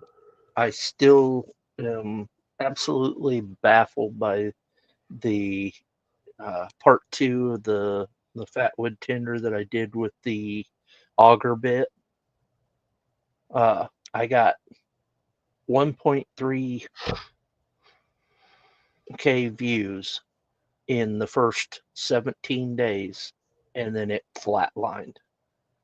Yeah, Dad, Jason was having that same problem. It was something. There was some weird thing in the algorithm for YouTube, and it was just you got to a plateau, and then YouTube was just like, "Here's the middle finger. We're just gonna leave you there." Yeah. And How in the hell? no matter what they say about, uh, oh, change your title, change your uh, thumbnail and stuff like that, it doesn't.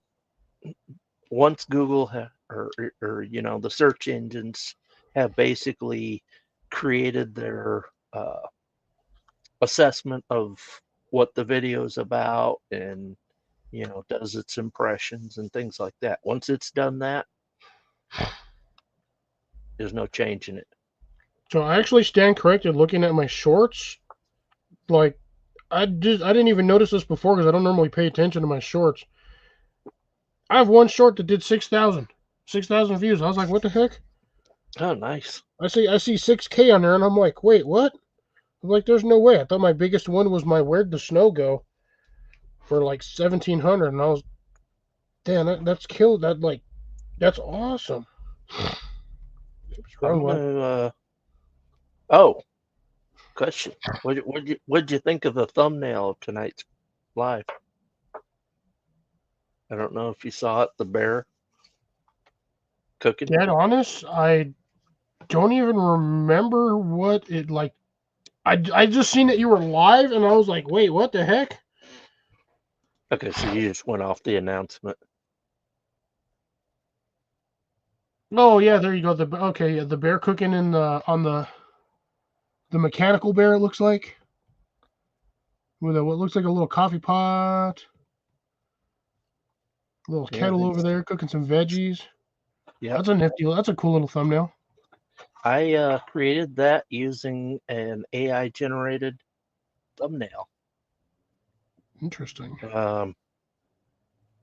You might consider it. It's Night Cafe.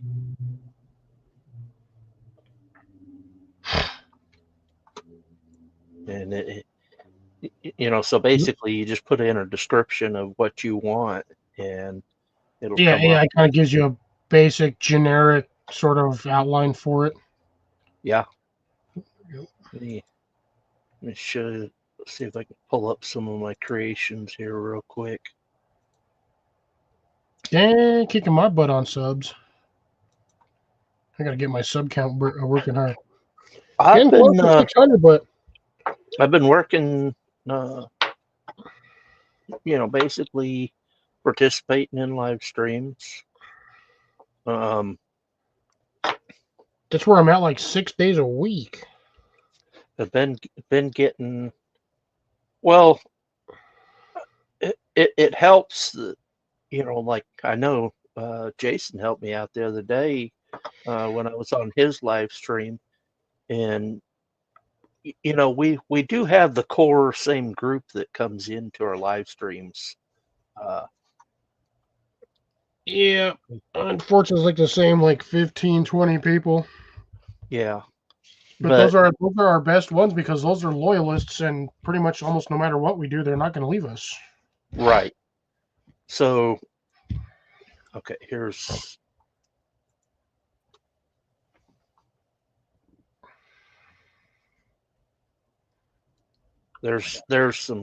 some creations that I made. Shrink that down a little bit. Bunny farmer. Fish.